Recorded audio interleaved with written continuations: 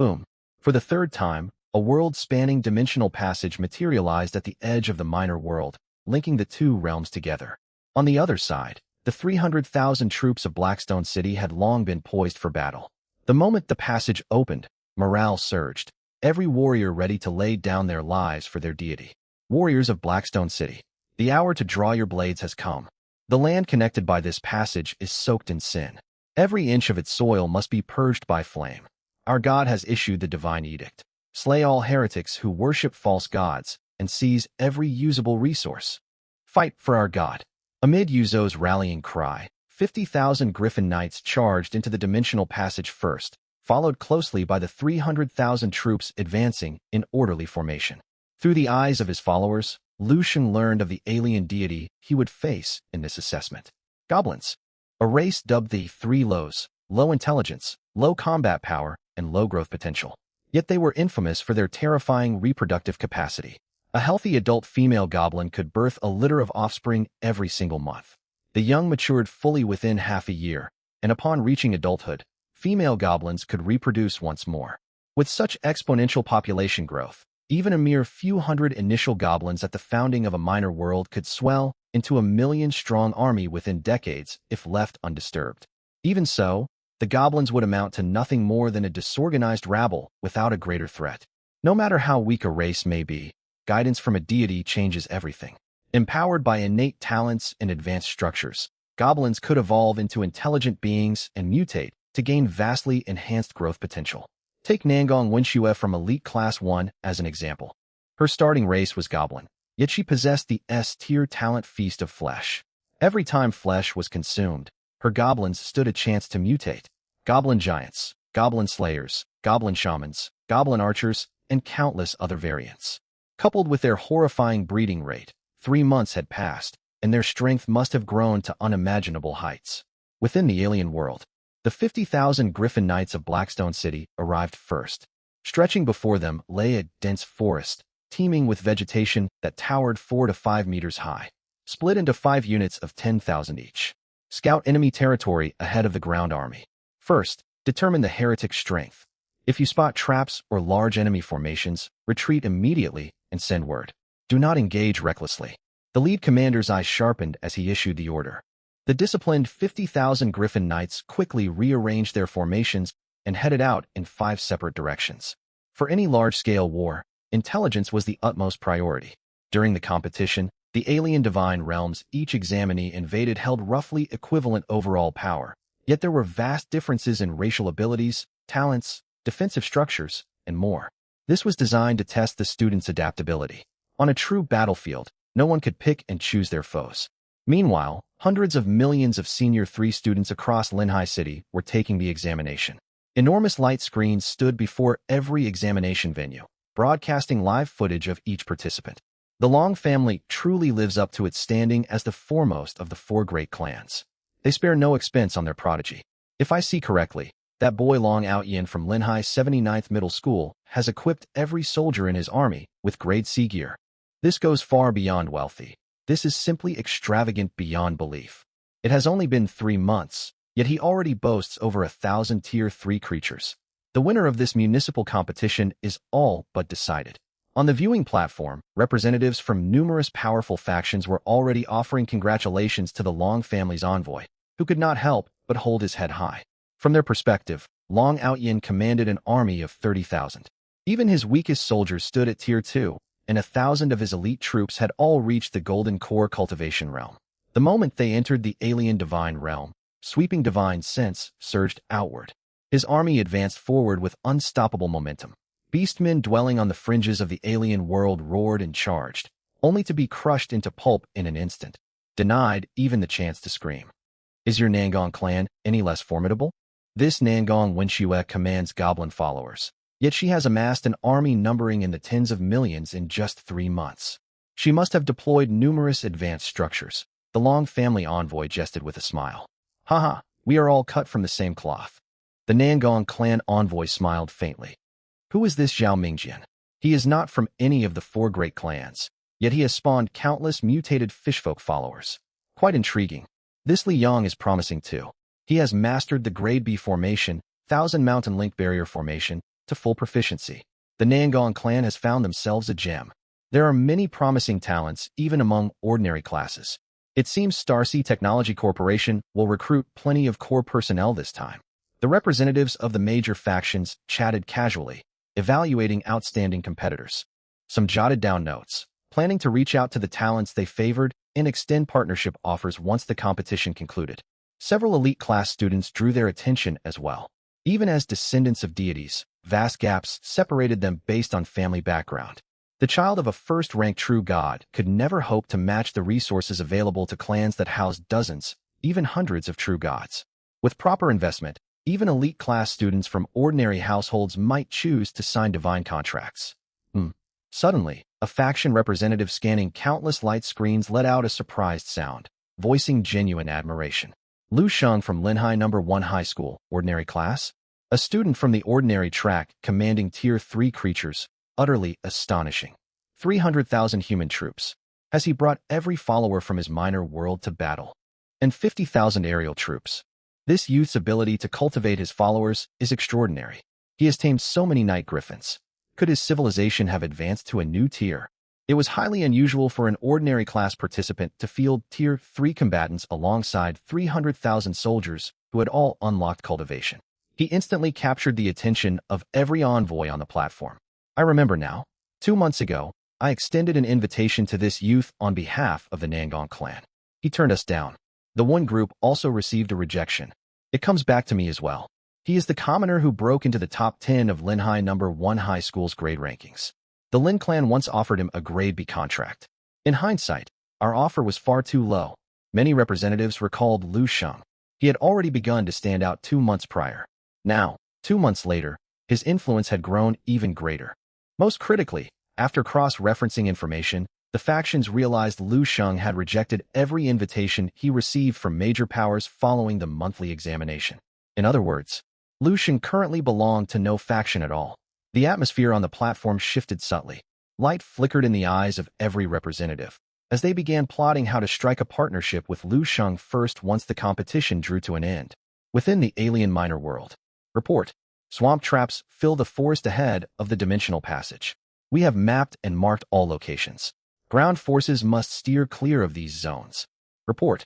100,000 heretics spotted 30 kilometers west of the passage. Their forms resemble young human children, with dark green skin, short, ugly frames. They match the domesticated goblins raised within Blackstone City's livestock zones.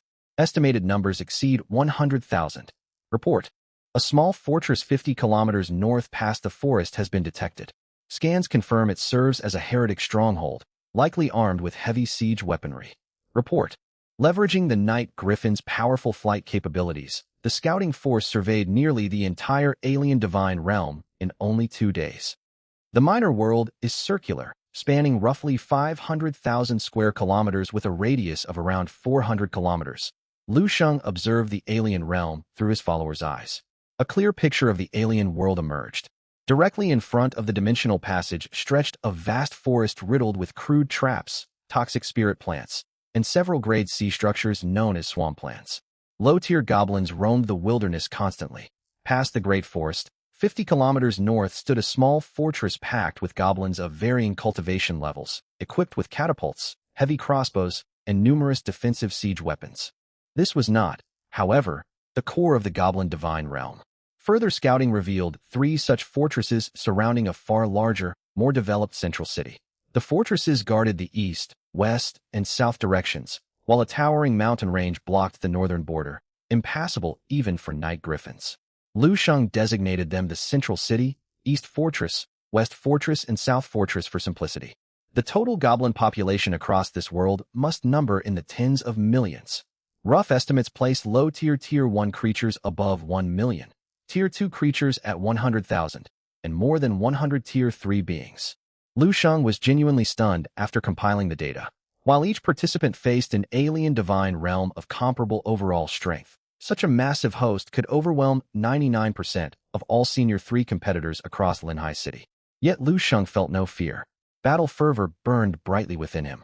If he could secure admission to an elite university through this municipal competition, sacrificing all 350,000 troops would still be a worthwhile trade. Lu Sheng preferred steady, gradual development, but that did not mean he would remain perpetually low profile, turning a blind eye to tremendous opportunities. That was never his way.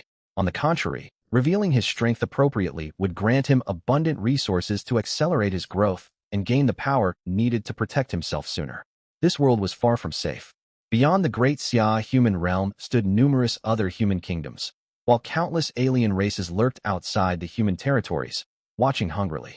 Every day, minor worlds were invaded, divine realms fell, and deities perished without a trace. Launch the full offensive.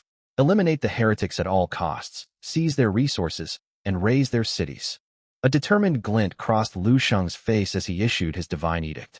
He possessed extensive experience planning minor world development and could oversee that work personally. But in full-scale divine realm warfare, his role lay in overall coordination. The specifics of battle execution fell to his followers. "We obey the divine edict." Yuzo replied solemnly, then immediately relayed orders. His voice, amplified by spiritual energy, boomed like a great bell in every warrior's ears. "All Foundation establishment cultivators, step forward. You will form the vanguard. Following the maps drawn by the Griffin Knights, clear all marked forest traps and carve a safe path for the main army. 300,000 troops, heed my command. Split into 3 formations. The first formation of 100,000 men will circle 300 li west through the forest to assault the Goblin West Fortress. I will assign 10,000 Griffin Knights to clear threats along your route. The remaining 2 formations will split into a force of 190,000 and another of 10,000. The 190,000 will follow me through the forest and march straight for the central Goblin City. The 10,000-man detachment will advance toward key resource nodes marked on the map. I will dispatch 10,000 Griffin Knights to support them. Their objective is not to seek battle, but to destroy supplies and draw enemy forces away from the main front. Do you understand your orders? We understand. The roar of 300,000 soldiers shook the air. These warriors had been handpicked from Blackstone City. Yuzo had led them on multiple campaigns into the Poison Mist world before, earning their complete trust and admiration. They followed his command without hesitation. Full advance. Engage and slay any goblin heretics you encounter without awaiting further orders. Yuzo swung his arm wide, surging spiritual energy rippling outward. Boom, boom, boom. Roars echoed through the air. Countless night griffins let out piercing cries, surging forward first like churning black clouds, carrying overwhelming oppressive pressure. Meanwhile, Blackstone City's mere 50-odd Foundation establishment cultivators charged into the forest. Their divine senses swept continuously across the surroundings, dismantling traps and clearing a wide path for the main army. Scattered low-tier goblins wandered the forest, most scrawny and armed with nothing but wooden clubs, left to fend for themselves. They soon crossed paths with the vanguard cultivators clearing traps. Kek, kek. At the sight of living prey, the starving goblins' eyes blazed red, and they charged forward mindlessly. Filthy heretics. Disgust twisted the features of a female Foundation establishment cultivator. She let out a cold snort and unleashed several grade E flying swords that streaked over 100 meters in an instant. Swoosh. The air split apart.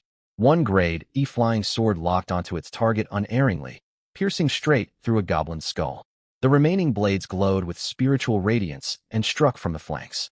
Before the rest of the goblin squad could react, all were cut in half, blood and viscera spraying through the air. Still enraged by the sight of the goblins, the female cultivator refused to stop there. She wove hand seals and conjured a ball of fire, burning all the scattered remains to ash. Enough. Conserve your spiritual power.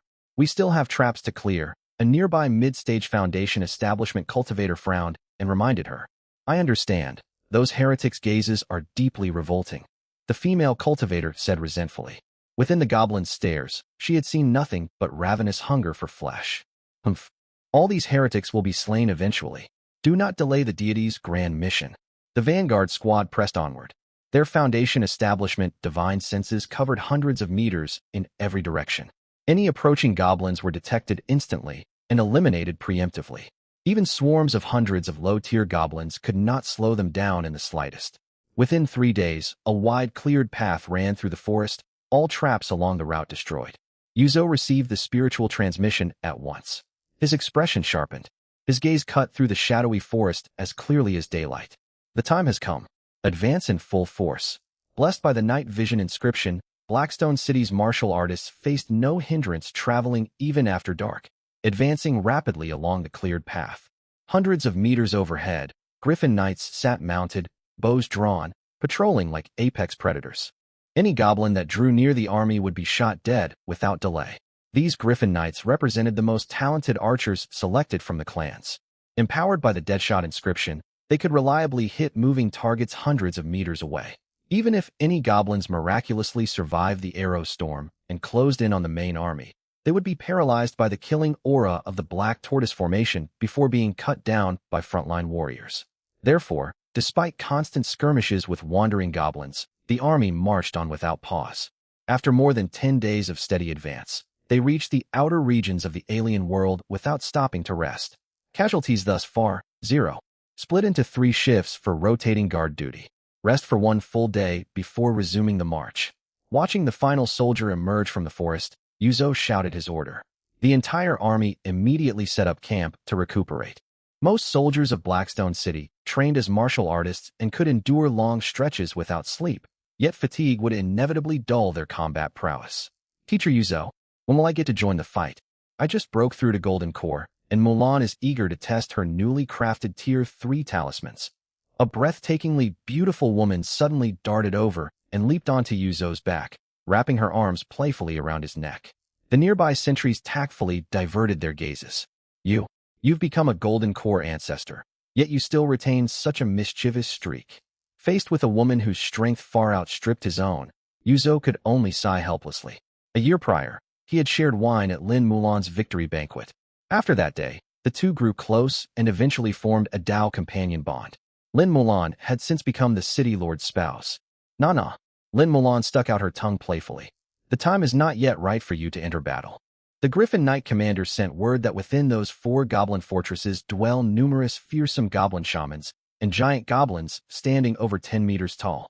They are likely rivals matching your cultivation tier. His tone turned grave as he issued a serious warning. Mulan, you are our sole Tier 3 combatant.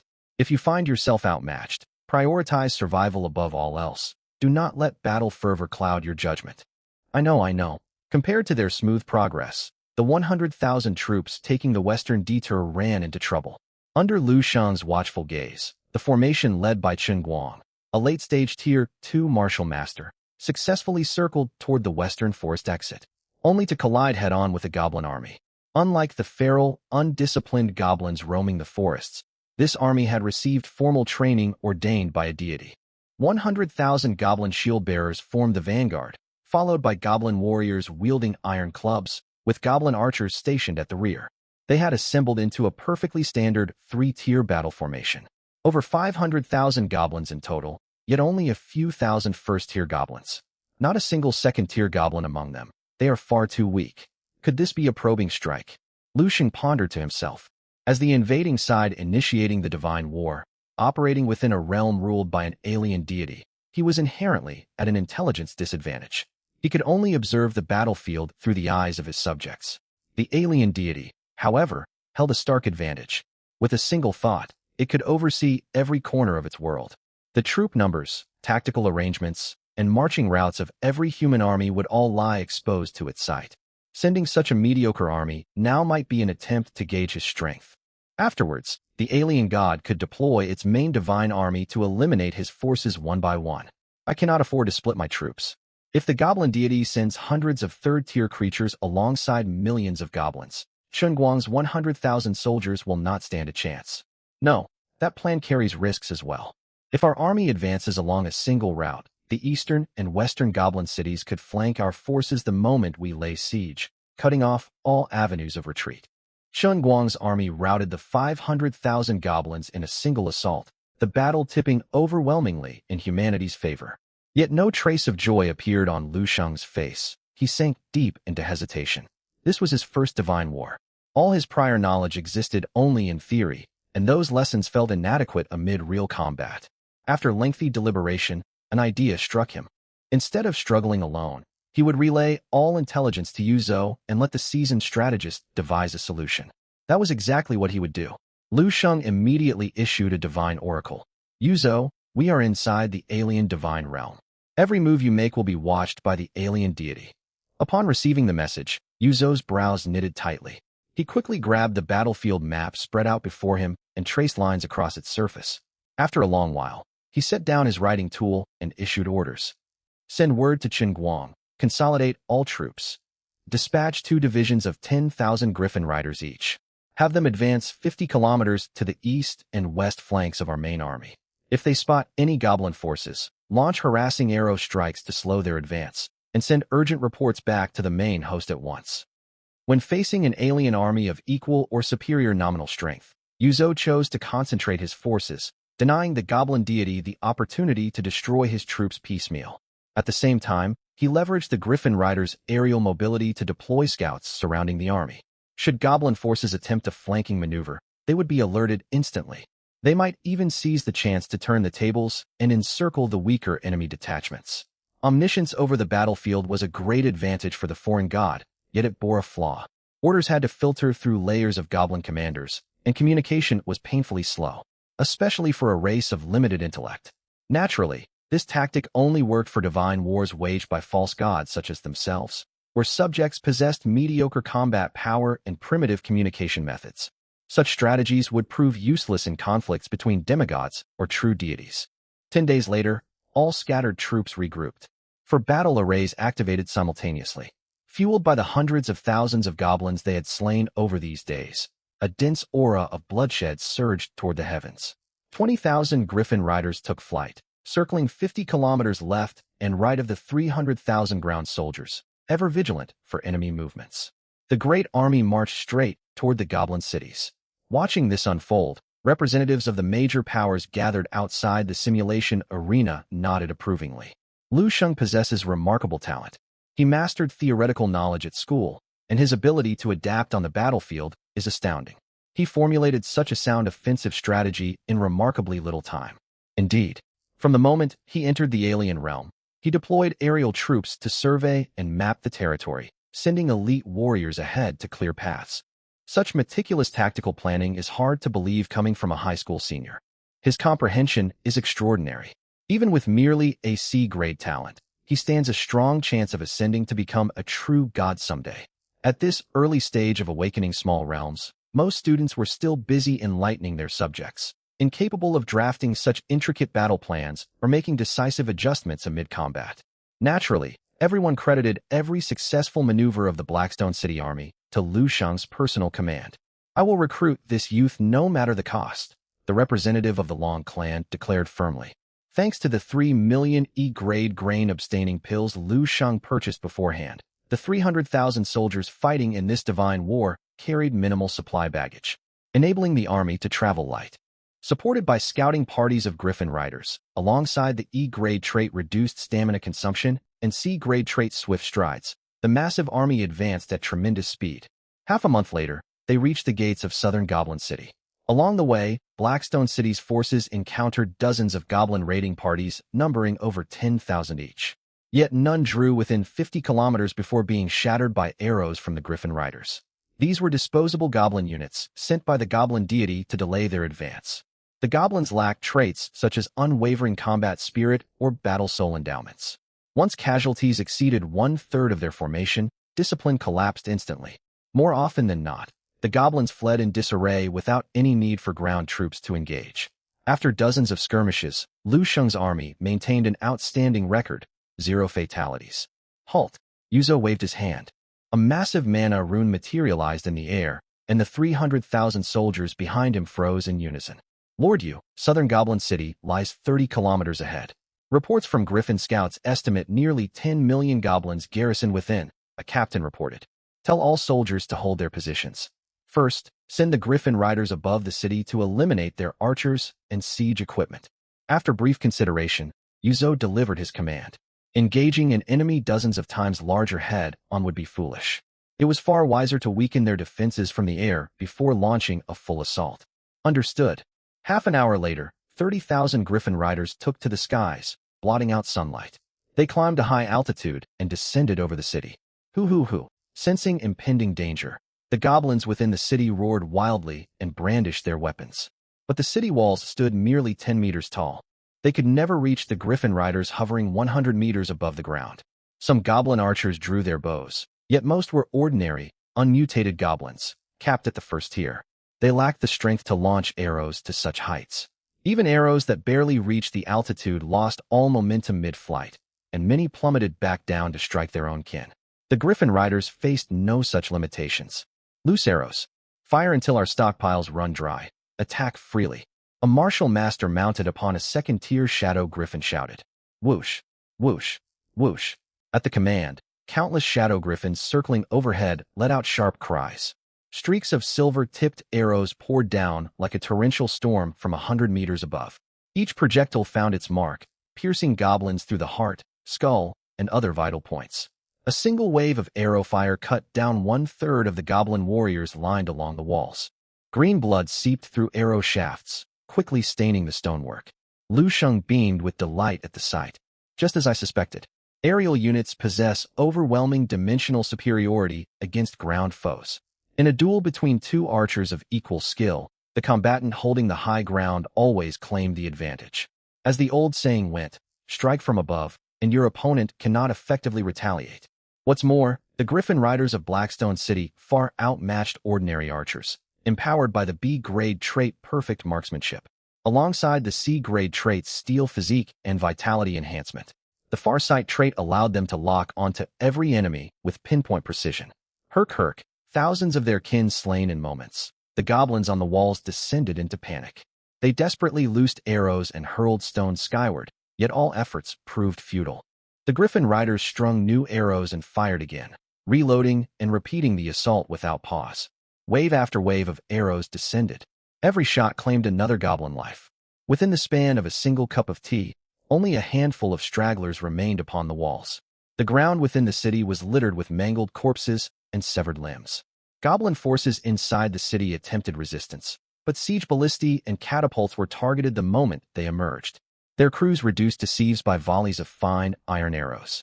Any goblins fortunate enough to survive the arrow storm cowered within stone huts, trembling as they peeked through cracks toward the sky. Even the second-tier goblin chieftains felt human dread welling up inside them. To expose oneself above the rooftops meant instant death. How could they fight under such conditions? All troops advance. Storm the city. Seeing the wall defenders wiped out and the city garrison suppressed by aerial strikes, Yuzo ordered the 300,000 soldiers forward. With no wall defenders or siege engines to block their path, the army surged unopposed into the city. They quickly seized elevated terrain and began clearing out the remaining goblins. Boom! A wooden door was kicked flying. Before the goblins inside could react, several blazing fireballs slammed into their midst and detonated with thunderous explosions. When the flames faded, nothing remained but charred ash. Scenes like this unfolded across southern Goblin City. Crushed by the Griffin Riders' aerial assault, the goblin army scattered and could not organize cohesive resistance. Against coordinated strikes from Blackstone City's soldiers, the conflict was no longer a battle, it was one-sided slaughter. Shortly after, at the center of southern Goblin City, the last 10,000 second-tier goblins formed a battle formation to mount a final stand. Humph! Lin Mulan waved her hand and unleashed more than a dozen azure third-tier talismans. Frigid energy surged outward like a tsunami. A shrill cracking sound echoed as over 1,000 second-tier goblins at the front of the formation froze solid within sheets of ice. A gap tore open in their battle array.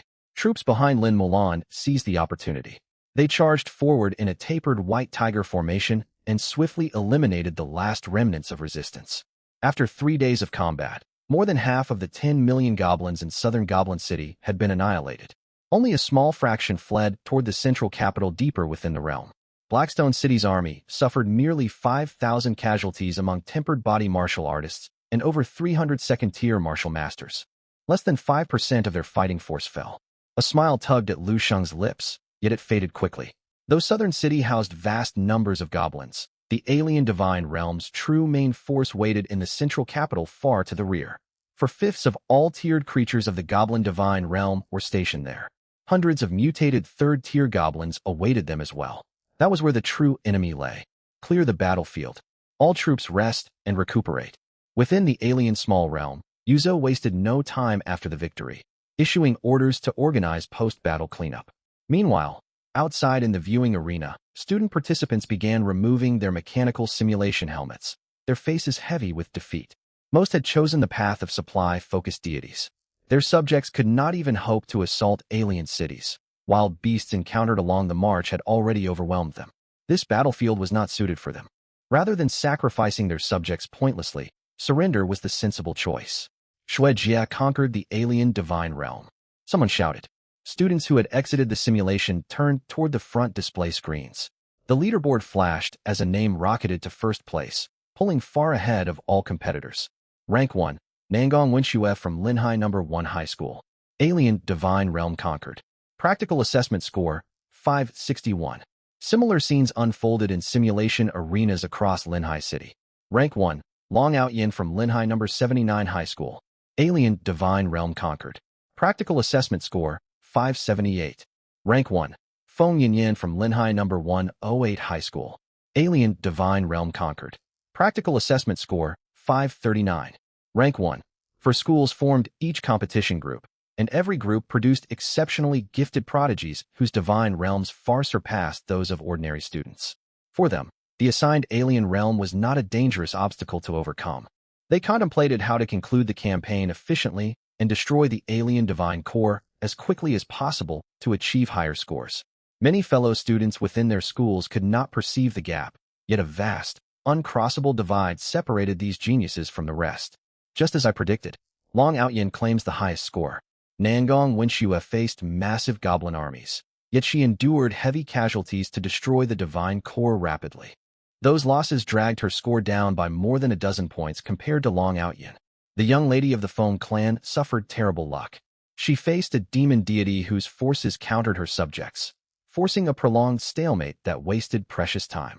Linhai City has produced countless talents this year, yet the participant who surprises me most is Lu Sheng from the ordinary class of Linhai No. 1 High School.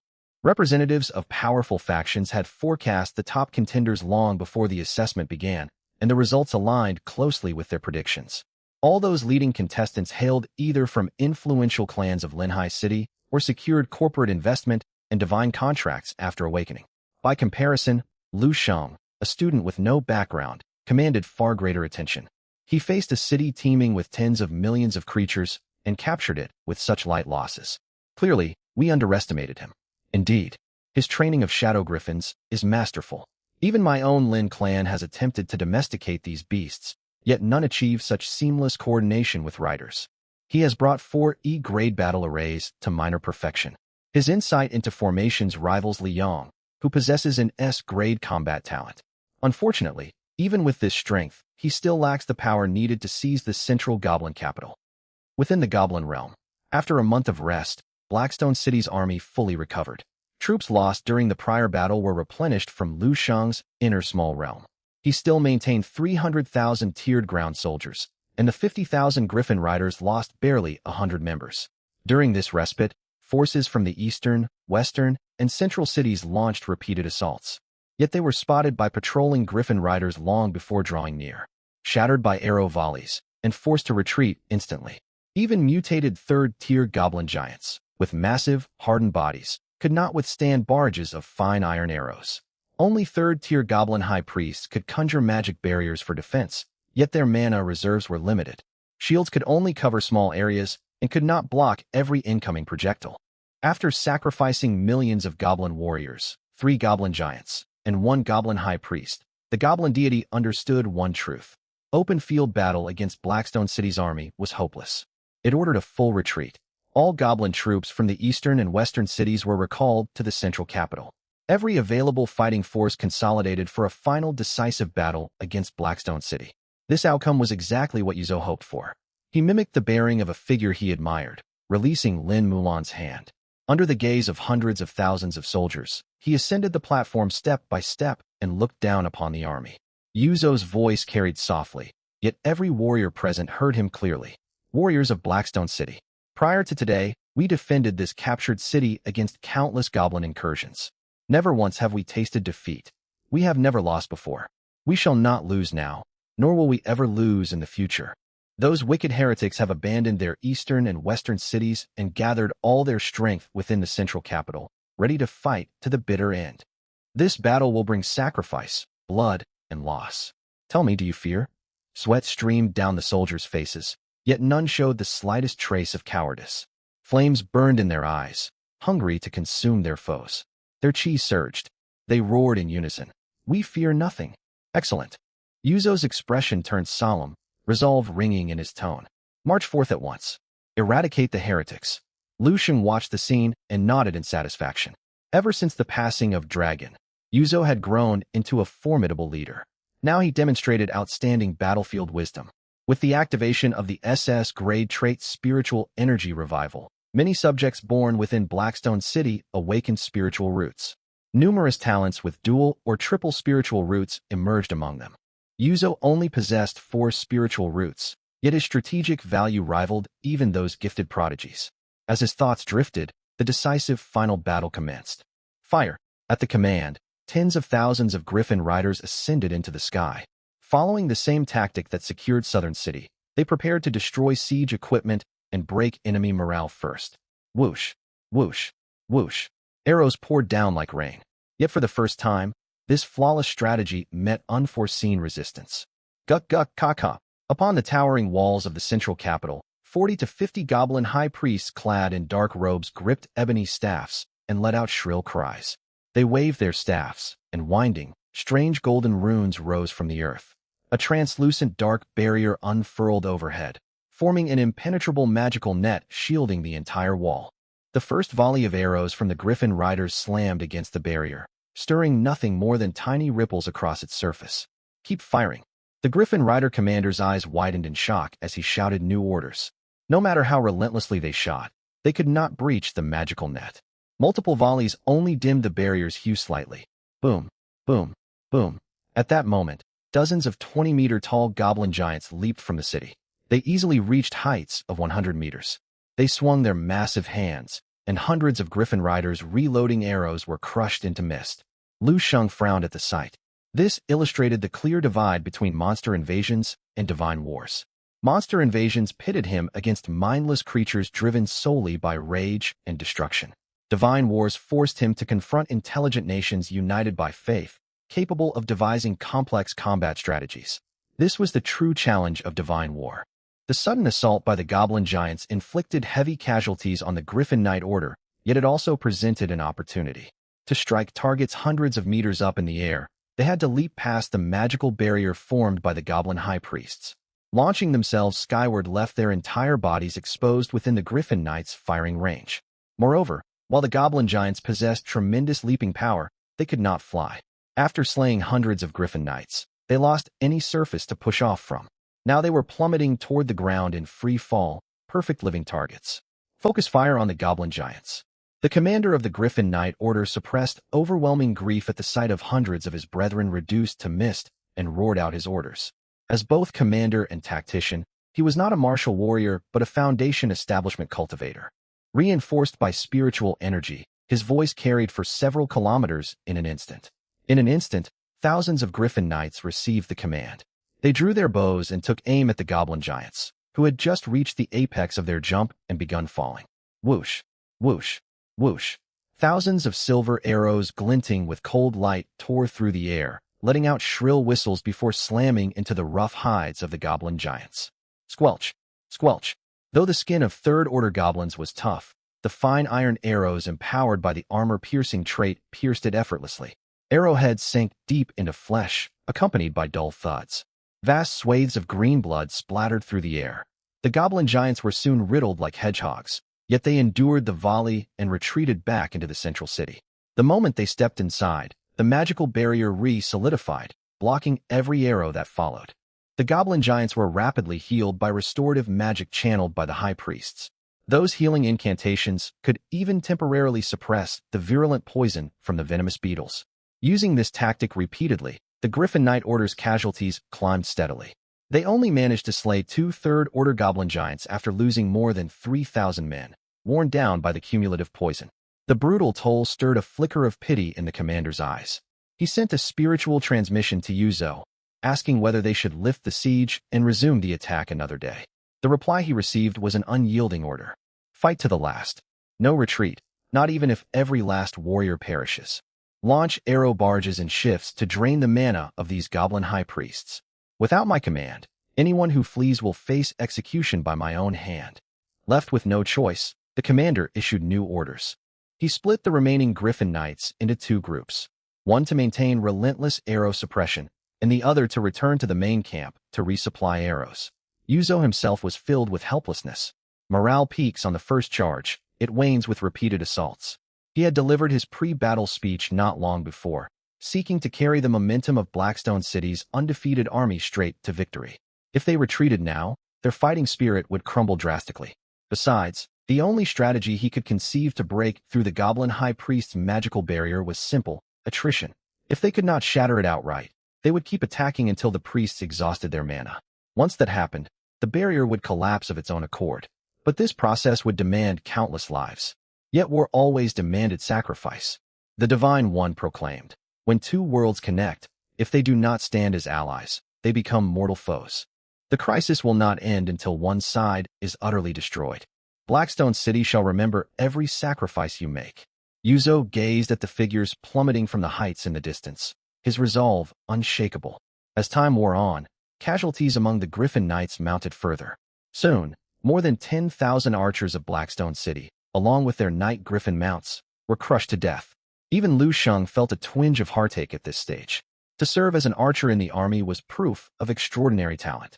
Most of these warriors outmatched the martial fighters of the ground forces. On top of that, raising a fully trained Knight Griffin mount took months of effort. These were all vital assets, and it would be a lie to claim he felt no loss. If converted to faith points, his losses would have surpassed hundreds of millions by now. All of this is worthwhile for the spot at the elite academy. The thought steeled his resolve, and he set aside his grief over the army's casualties. He recalled lessons from his theoretical classes. If the practical examination took the form of a God Realm war, priority must be given to destroying the alien God Kingdom's core, provided it was achievable. This was a critical threshold. Only by crossing it could candidates score above 500 points in the practical assessment. Only afterward could losses be weighed. Fortunately, the C-rank trait Ever Valiant and the Battle Soul buff kept every soldier steadfast despite the staggering death toll. Not a single warrior fled in fear. Boom, boom, boom. 3 days and 3 nights had passed since the start of the decisive battle. The Griffin Knights struck relentlessly around the clock. When their casualties reached 25,000, the tide of battle finally shifted. The bowl-shaped magical barrier arching over the walls of the central city, which had blocked everything, split open into countless fine cracks under a fresh wave of arrows. Through the fissures, the Third Order Goblin High Priests could be seen.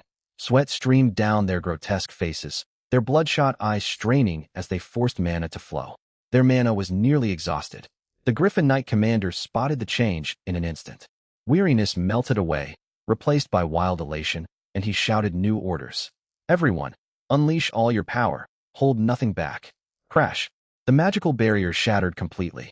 Countless arrows surged forth, claiming tens of thousands of goblin lives in a single instant. Several goblin high priests were caught off guard and slain as well. Without mana, they were merely stronger goblins. All forces advance. Slay these fiends. At the same time, the 300,000 ground troops marched forward as one. For 3 days, they had watched their comrades fall one after another.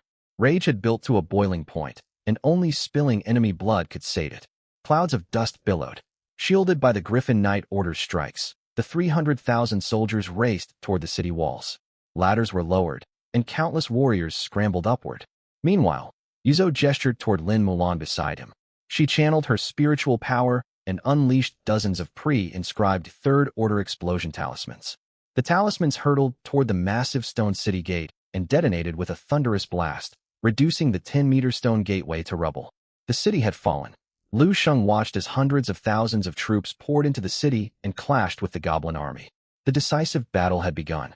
Empowered by a host of traits, the soldiers of Blackstone City fought with overwhelming strength. The very first clash shattered the goblin battle line. The 300,000 human warriors formed a sharp spearhead. For beastly phantoms summoned by battle formations roared overhead, driving straight for the heart of goblin territory. Yet the goblins were endless. Tens of thousands fell, only to be replaced by foes many times their number, an unceasing tide. Lives vanished in droves. In the cruelty of war, human and goblin alike became indistinguishable. Mountains of corpses piled up, and the air reeked of iron-rich blood. Death had been reduced to a statistic. While Lu Sheng poured his full focus into the God Realm War, commotion suddenly erupted within the team from Number 1 High School's Elite Class 2 in Venue 3, managed by Linheim Municipal Education Bureau. Su, look up at the screen. What is it? Don't ask, just watch.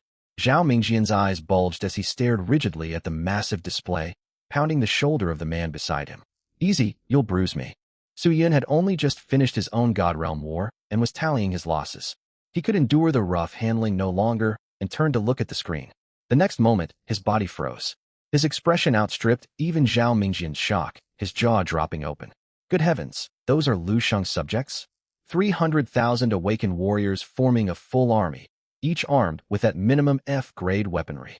There are third-order beings, even a golden core ancestor. Is this real? Wow. Jessen, you were right. This Lu guy was hiding his strength all along, waiting for the tournament to surprise us. Lin He and Li Jessen turned toward the screen after hearing the news, their gazes filled with astonishment. 2 months prior, during the Poison Mire world exploration, his army's scale and strength had paled in comparison to theirs. Now, he had left them far behind. 300,000 awakened soldiers, reinforced by 50,000 Griffin Knights. This force could flatten their small worlds without breaking a sweat. How is this possible? Such formidable aerial units. Night Griffins are notoriously ferocious. How has he tamed them so completely? Lin He rubbed his eyes, still unable to believe what he saw. He had begun rearing Night Griffins earlier than Lu Sheng, supplying them with the finest food and training facilities available. Yet 60 years later, his small world only possessed a mere 4-digit number of aerial mounts, whose combat prowess left much to be desired. They struggled to hit targets while moving at high altitude. Compared to Lu Sheng's archers, who could strike vital goblin weak points from hundreds of meters away, the difference was night and day. Brother Lu, you are far more extraordinary than I imagined. Li Jessen stared at the screen, biting her lip and clenching her hands unconsciously. She had suspected Lu Sheng might be talented, yet she never imagined he was a genius among geniuses. With the strength he had displayed in this tournament, top-tier investment opportunities would no longer fall to Hurley family. The four exchanged glances, their expressions complex. As time passed, more and more students terminated their assessments after reaching their limits. At the same time, a growing audience took notice of Lu Sheng, this dark horse competitor. Lu Sheng, the student who reached Wave 6 purely by relying on city walls during the monthly exam? Everyone thought he got lucky back then, but he's genuinely capable. How does he cultivate his subjects? Their combat power is astounding. A single one of his warriors can take on more than a dozen second-order goblins. Other than Nangong Wenxue, is there anyone in our school who can stand above him? Do you think he can conquer the alien god kingdom? It's too early to say. The goblin god realm he's invading has an enormous population. The longer the battle drags on, the worse it will be for him. True. The goblin god has sensed that his army dominates open combat. It has gathered its third-order warriors to launch a beheading strike. The feed on the screen showed Yuzhou commanding the Blackstone City army with flawless discipline. The four battle formations rotated continuously, tearing a gap through the goblin ranks. They pressed forward from this breach, cutting down wave after wave of goblin soldiers. But the goblin god quickly recognized the threat. It issued a divine edict, assembling an elite strike force of 50 warriors. Every single member of this squad boasted genuine third-order combat power. They used goblin giants to draw attention, while the goblin high priest shrouded the squad in illusion magic. The raiding party slipped past the main battle lines of Blackstone City and circled around to ambush Yuzhou from the flank. Protect the Lord Commander. The Griffin Knight Order patrolling the skies only detected the threat when the strike squad was less than 1 kilometer from Yuzhou. They immediately loosed volleys of arrows, which were effortlessly blocked by the High Priest's magic. Kikik, now discovered, the strike squad discarded concealment. A crimson glow enveloped them, boosting their speed several-fold. Their faces twisted with rage as they fixed their gaze on the plain, looking yet resolute human man ahead. Hatred seethed within them. It was this human.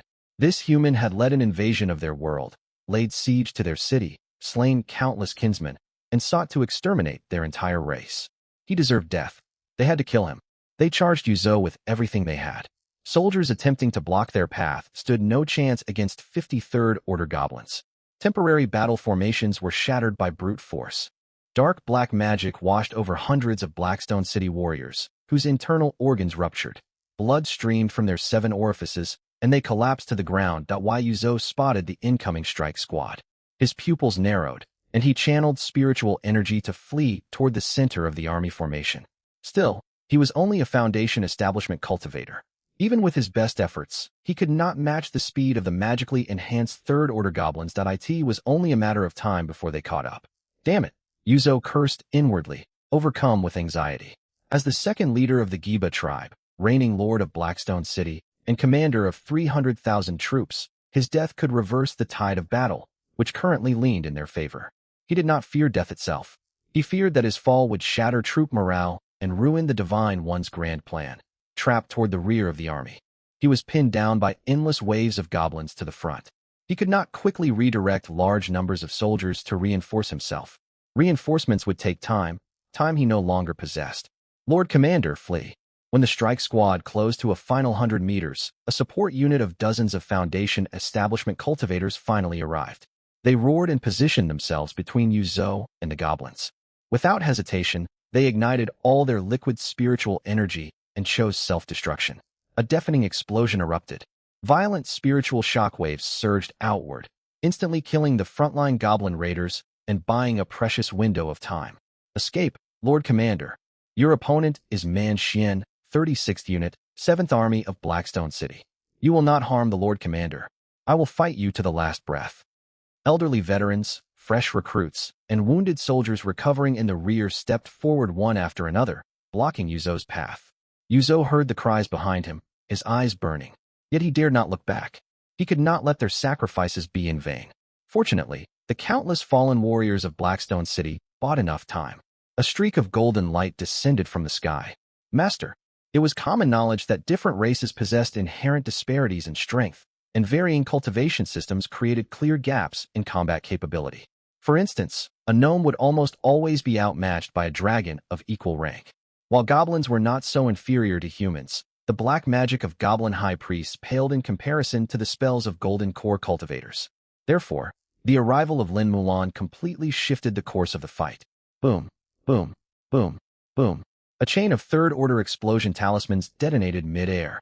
The charging goblin strike squad was battered relentlessly, their bodies torn open and blood gushing freely. You dare target my master? Every last one of you will die, Lin Mulan shouted as she unleashed her power. Surging spiritual energy guided several C-grade flying swords forward. In one strike, she cut down multiple injured high priests. The remaining 24 third-order goblins were trapped in place. Lin Mulan could not slay them all in a single assault, but with talismans, spells, and support from battle formations formed by thousands of soldiers, she easily held them captive. By the time the strike squad sought to retreat, it was already too late. Troops freed up from the front lines descended upon them. A battle formation of 10,000 human warriors pressed forward. Azure Dragon Formation, activate. Strike. Surrounded on all sides, the most elite combat force of the Goblin God realm was wiped out. Lu Sheng only lost several hundred body-refining warriors in the process. This victory sent morale among the Blackstone City army soaring, and they pushed the goblins into continuous retreat. Contrary to the assumptions of the observing teachers and students outside, prolonging the battle was not a disadvantage for Lu Sheng. The longer the conflict dragged on, the greater his advantage grew. Everything traced back to two traits: D-rank trait Rapid Self-Healing and S-rank trait Berserker Physique. Rapid Self-Healing passive. Your subjects automatically recover from injuries. All non-lethal external wounds mend swiftly, though severed limbs cannot be regrown. Thanks to Berserker Physique, every injury boosted all three core attributes of his subjects. Combined with rapid self-healing, they maintained a perpetually wounded, peak combat state. From time to time, warriors pushed past their limits amid mortal danger, breaking through to higher realms temporarily. The Goblin Army, by contrast, though vast in numbers, had lost all high-tier combatants. Their remaining battle lines were disorganized, and they lacked the ability to heal continuously. Their defeat was inevitable. 1 month later, the war came to an end. Lu Sheng broke through a goblin divine kingdom ruling tens of millions of subjects at the cost of losing 190,000 first-order living beings and 5,000 second-order living beings. The divine kingdom crumbled, and the goblin deity vanished into thin air alongside it. The examination has concluded. You have conquered a foreign divine kingdom. Advanced Intelligent Entity Xiaobao is analyzing your examination performance. Analysis complete. Combined with the examiner's scoring, your overall score for this practical assessment is 519 points. Listening to the gentle voice of the high-level intelligent entity, Lu Xing nodded slightly and let out a long breath of relief. It was finally over. Without a doubt, this battle marked the heaviest casualties in Blackstone City's history. The Griffin Knight Order fared relatively well. Aside from losses sustained before the battle began, the towering goblin giants stood out conspicuously amid the urban combat that followed. They were tightly contained on the front lines and never got the chance to launch assaults against the knights. As such, the Griffin Riders suffered almost no further losses in the subsequent fighting, with just over 20,000 remaining. Even with various buffs active, however, the ground forces lost more than half their numbers against the overwhelming tide of goblins. Thankfully, with the Blessing's peaceful living and fertile homeland in effect, he had no fear of lasting repercussions from these losses. Watching his armies recuperate within the central city, Lu Xing chose not to depart immediately. He issued a divine edict, ordering Yuzhou to head toward the rear of the central city. There, Yuzhou discovered a diamond-shaped crystal glowing pale white. Countless tiny specks of light swirled and flickered inside it, resembling a living star chart. The crystal pulsed like a heartbeat the moment it was touched, endless strands of rule power surging within. The Divine Kingdom Core. This was the foundation of a divine kingdom, the lifeblood of its deity. If the core sustained damage, no matter how prosperous the realm or powerful its god, the deity would instantly cease to exist. For this reason, every deity housed their core deep within their divine kingdom, guarded by heavy forces. Beyond the rewards from the academy, this divine kingdom core is easily the greatest gain of the tournament. Joy lit up Lu Sheng's eyes. With a thought, the radiant crystal slipped out of Yuzhou's grasp and materialized directly before him. An unwritten rule of the Divine Kingdom War assessment stated that any student who conquered a foreign divine kingdom would claim its core as their own. Once all his subjects finished recovering and returned to his miniature world, Lu Sheng seized the foreign divine kingdom core and refined and absorbed it in an instant. Boom. At that exact moment, streams of seven-colored radiance surged along the edges of Lu Sheng's miniature world. A vast stretch of land materialized out of nowhere. Mountains, rivers, and forests sprouted forth one after another. In the blink of an eye, the total area of the miniature world multiplied several times over. When the expansion finally halted, the territory of his miniature world had grown from 40,000 square kilometers to a staggering 300,000 square kilometers, 7 times its original size. The territory expanded this drastically? Could it be because this goblin divine kingdom covered such a vast expanse of land? Lu Sheng's heart trembled, shock etched across his face. He knew absorbing a divine kingdom core would expand one's miniature world, yet he never imagined gaining an additional 260,000 square kilometers. After all, the foreign deity he had defeated was merely a false god of the same tier as himself. What a pleasant surprise. Now, when it comes to the size of my miniature world, I stand equal to prodigies blessed with naturally vast initial realms. Lu Xing nodded in satisfaction. A larger miniature world meant far more than extra living space for his subjects. It allowed for more spiritual plantations, expanded farmland, and scaled-up livestock breeding operations. Thanks to repeated population booms and large-scale farming and cultivation of spiritual herbs over time, the existing land in Lu Sheng's miniature world had reached its maximum sustainable population capacity. That explained why population growth within Blackstone City had gradually slowed. At its core, there was simply not enough land. After all, civilizations in this world built low-rise dwellings. Unlike the skyscraper-packed cities from his past life, where thousands could occupy a mere 100 square meters. While half of the newly acquired territory consisted of oceans and waterways, it would still ease his land shortage significantly. After casting one final glance at the crumbling miniature world, where all life withered and everything fell to ruin, Lu Sheng removed his neural immersion helmet. Inside venue number 3, Lu Sheng's examination came to an end, and the tournament results for the 4 high schools, Linhai number 1, number 3, number 8, and number 17 high schools, were fully compiled. First place, Nangong Wenxue from Linhai number 1 high school, practical assessment score, 561. Second place, Hong Qi from Linhai number 8 high school, foreign divine kingdom conquered. Practical assessment score, 520. Third place, Lu Sheng from Linhai number 1 high school. Foreign divine kingdom conquered. Practical assessment score, 519. 37th place, Li Yang from Linhai number 1 high school. Foreign divine kingdom unconquered. Practical assessment score, 458. 69th place, Zhao Mingjian from Linhai number 1 high school. Foreign divine kingdom unconquered. Practical assessment score, 421. Lu Sheng lifted his head and spotted his name sitting third on the leaderboard. Third place. Far higher than I expected. Aside from Nangong Wenxue, all the other elite class students from Linhai number 1 high fall far behind me. Even Hong Qi, the top talent from Linhai number 8 high, only outscored me by a single point. Lu Sheng suddenly wondered if he had overestimated the elite class students. He had caught up to them in just 3 months. Perhaps they were not as formidable as he'd imagined. Yet when he tore his gaze from the rankings and scanned the venue, he was taken aback.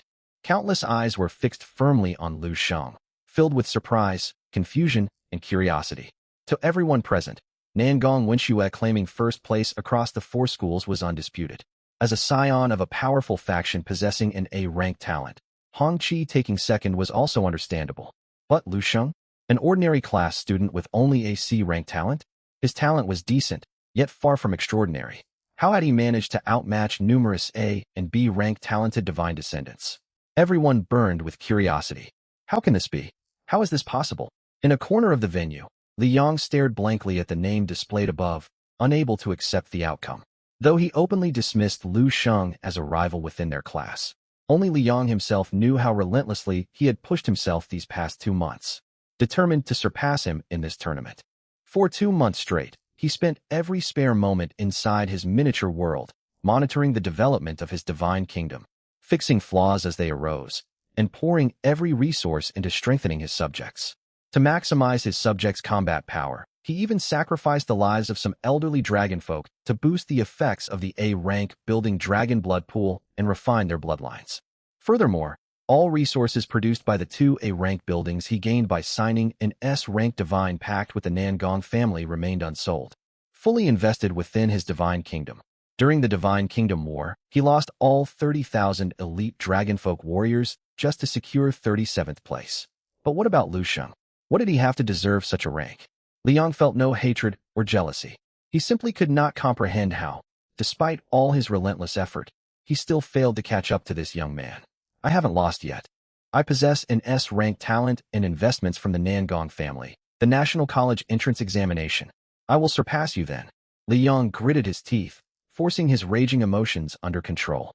A spark of reignited determination flickered in his eyes. This was merely a temporary setback. His Qi-Si martial physique was a pure combat-type talent, its power growing stronger the further he advanced. When the national examinations arrived, he would close the gap once and for all. Student Lu Sheng, you've given your teacher an enormous surprise. Su Wanner walked over with a bright smile. Lu Sheng smiled faintly. It was nothing but luck. Your strength speaks for itself. Cultivating such a powerful army in just 3 months cannot be credited to luck alone. Luck may have played a role in the previous monthly assessment, but every student had given their absolute all during this inter-school tournament. Claiming third place under such fierce competition was undeniable proof of genuine strength. She smiled warmly at her modest student before shifting topics. By the way, student Lu, you conquered a foreign divine kingdom. Have you already absorbed its divine kingdom core? Lu Sheng nodded. I have. My miniature world expanded drastically, with many new landforms emerging. I'll need to replan everything once I head back. A trace of worry crept onto his face as he spoke. Planning a miniature world was no simple undertaking. It involved countless considerations. Calculating which species to introduce, mapping out the developmental trajectory of his divine kingdom based on his available resources, designating activity zones for subjects and vassals, planning specialized development zones, and much more. The sheer thought exhausted him. Sensing the source of his distress, Su Wanner offered a suggestion. Student Lu, as the third-place finisher of the tournament, your rewards from the Academy include 1A rank building, 1S rank spiritual herb, and 1 billion faith points. If you wish to avoid wasting time on planning, or fear making poor layout choices, you could hire a world planner to map out the long-term development blueprint for your miniature realm. A world planner. Su Wanner nodded earnestly. World planners are deities who specialize in designing miniature world development for others. Every planner boasts broad knowledge and abundant practical experience. They can help you make the most of your available resources, identify weak points, and spare you countless detours. What is the typical cost? Lu Sheng prioritized this question. Hiring help was only feasible if he could afford it. If a planner would drain all his resources, he would resign himself to handling the planning on his own. Pricing for world planners depends largely on the planner's divine rank. alongside the size and terrain complexity of the miniature world requiring planning. Even the cheapest options start at 30 to 40 million faith points. There are also inherent risks involved. For a planner to deliver a comprehensive optimization plan, they must enter your divine kingdom to conduct surveys. As a result, they will learn the coordinates of your realm. Of course, official planners affiliated with the Ministry of Education also take commissions. As state-employed deities, they are bound by the strictest divine pacts. Under no circumstances may they disclose their clients' divine kingdom coordinates in any form, completely eliminating security risks. Their fees, however, are several times higher, making them a less economical choice for you. Sue Warner explained patiently. Divine pacts function much like heavenly oaths. Even the most basic pact would inflict severe backlash, potentially leading to a deity's fall if broken. Official Ministry of Education personnel were bound by pacts reinforced by higher-order rules. The very thought of violating the agreement would trigger immediate rule backlash and instant annihilation. For this reason, most people who could afford a planner opted for official ministry staff. 30 to 40 million. Lu Sheng stroked his chin in contemplation. Hiring an official ministry planner would cost roughly 1 to 2 billion faith points. While expensive, it remained within his means for the time being. Before the tournament, he earned over 700 million faith points monthly just by cultivating stone milk bamboo and ice blossom with all things flourish. Now that his miniature world had expanded, scaling up his plantations would push his monthly earnings past 1 billion faith points. A sudden idea crossed Lu Sheng's mind. As a tenured teacher, Sue Warner was also bound by a divine pact with the Ministry of Education. She had decades of experience working in education and stood at the demigod realm. Surely she possessed considerable insight into miniature world planning. If Sue Warner could assist him, he would save billions of faith points outright. Working up his courage, he asked bluntly, "Teacher Sue, I am rather short on funds.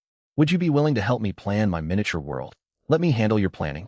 Sue Warner's mouth twitched at the question before she quickly waved her hands. "You overestimate your teacher. High school instructors like myself possess broad general knowledge. We understand the general traits of dozens of subject races and know the mainstream developmental paths available to each species. I could offer pointers, but carrying out detailed, long-term comprehensive planning tailored specifically to your miniature world is far beyond my expertise. I would hate to mislead you." "What a shame," Lu Sheng sighed. If free help from Sue Warner was off the table, he would have to seek out an official Ministry of Education planner. Independent freelance planners charged less, yet he refused to risk having his divine kingdom coordinates leak someday. He was far too prudent to chase small gains and invite massive disaster. Ahem. At that moment, light flickered on the open platform at the front, and Lu San reappeared. His gaze swept across hundreds of thousands of Senior 3 students from Linhai City as he spoke calmly. Results for all tournament groups have been finalized. However, the Education Bureau requires internal thorough analysis and ranking for potential evaluation scores. All students should monitor your official mailboxes closely. If you receive an admission offer from an elite university, the Ministry of Education will notify you immediately. I hereby declare this tournament concluded. The instant his words faded, Lu San's projection vanished. The projections of representatives from more than a dozen major factions flickered and disappeared one after another shortly after. Lu Sheng could not shake the feeling that every single one of them had deliberately glanced toward him before leaving. It made sense. Compared to the divine descendants from elite classes backed by numerous demigods, he only had 2 demigods supporting him. Securing third place naturally drew attention. Lu Sheng felt no anxiety. Should the Education Bureau press him for an explanation of his strength, he could reveal a few additional talent runes and claim they were hidden innate talents. Individuals possessing dual talents were rare, but not unheard of in this world. The excuse would hold up perfectly. Student Lu Sheng, multiple students from Linhai number 1 high secured top 100 rankings in this tournament. Your high placement grants you priority selection rights for a rank buildings. You will choose right after Nangong Wenxue from Elite Class 1. We should head back to school promptly. Once all the dignitaries on stage departed, Sue Warner walked over to remind him with a smile. Understood. Lu Sheng nodded and turned toward the venue exit. Sue Warner crossed to the other side of the student formation and approached Li Yong, smiling warmly. Student Li Yong, you delivered an outstanding performance.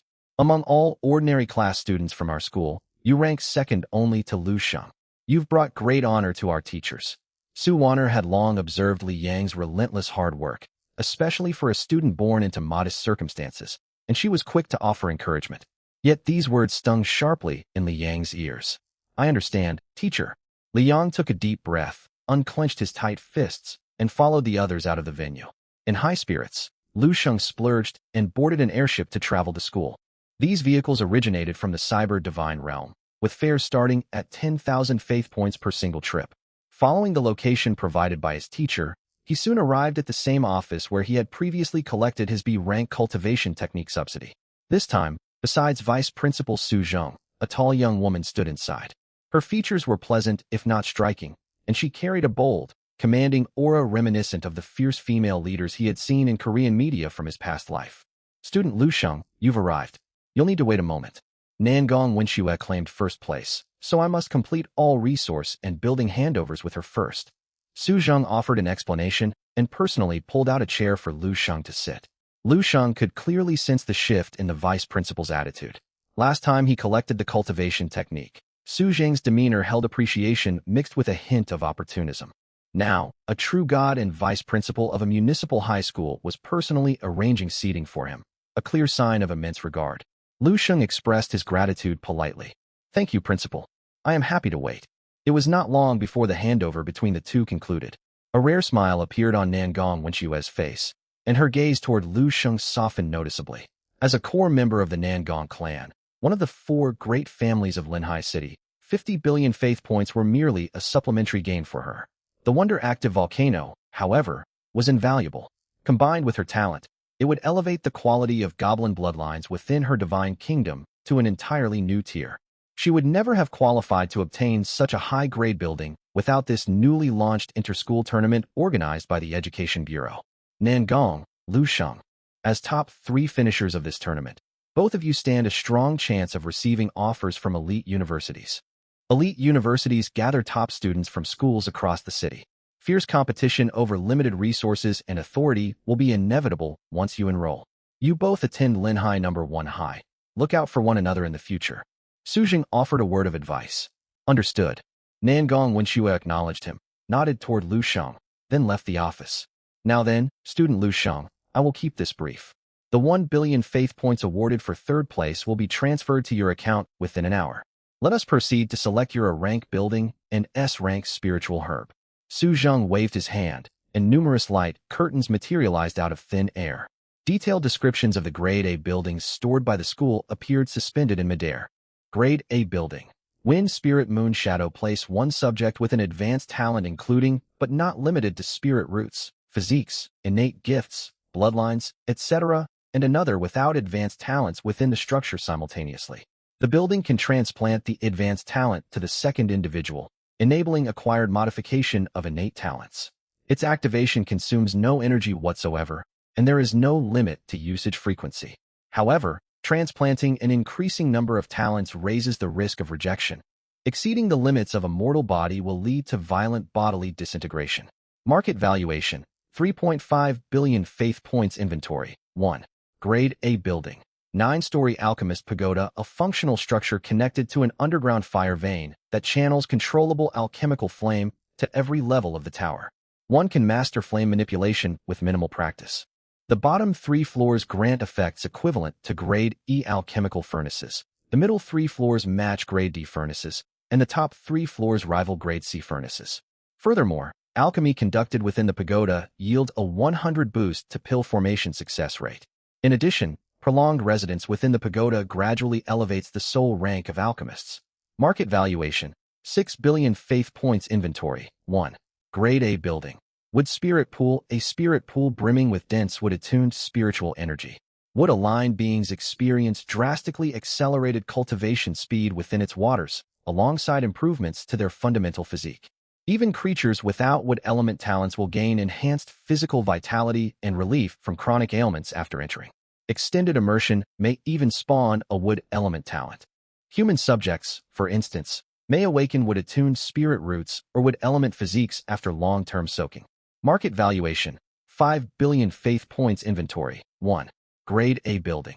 Plague Tower, a defensive structure that continuously releases virulent pathogens across an extremely wide radius once erected. Upon infection, a creature's cells dissolve instantly. Even 4th-tier beings cannot survive more than a single day after exposure. Note, it must be constructed far from one's divine realm. Contagion risks still persist, requiring extreme caution. Suited for gods following the necrotic path. Market valuation. For billion faith points inventory. 1. As strategic grade resources, every grade A building cannot be purchased on the open market. For this reason, Linhai No. 1 High School only possessed 4 within its reserves. Though grade A buildings boasted overwhelmingly powerful abilities, not all were suitable for Lu Sheng. Take the Plague Tower as an example. While Lu Sheng's subjects within the small world possessed toxin immunity and immunity to all ailments and would remain uninfected, other species inhabiting his realm lacked such protective buffs and would succumb to the plague. His divine realm also contained large-scale breeding zones. An uncontrolled outbreak would trigger catastrophic losses. Protected by the Education Bureau, I do not need to overly worry about external threats before advancing to demigod, as long as I keep the coordinates of my divine realm concealed. My current priority remains developing my realm. Investing in defensive buildings would be a waste. That said, choosing between the 3 remaining buildings left him torn. After brief contemplation, Lu Sheng turned towards Su Zheng with anticipation shining in his eyes. Principal Su, do you have any recommendations? As a true god, Su Zheng possessed far greater knowledge than Lu Sheng. Advice from him would help make a better decision. Student Lu Sheng, I suggest you choose between the 9-story Alchemist Pagoda and the Wood Spirit Pool. Wind Spirit Moon Shadow and the Plague Tower have sat unused within the school inventory for many years. Their functions are straightforward, yet they carry severe drawbacks. Noticing Lu Sheng's earnest expression, Su Zheng smiled and shared his analysis. Teacher Su told me your divine realm follows a path combining physical and spiritual cultivation.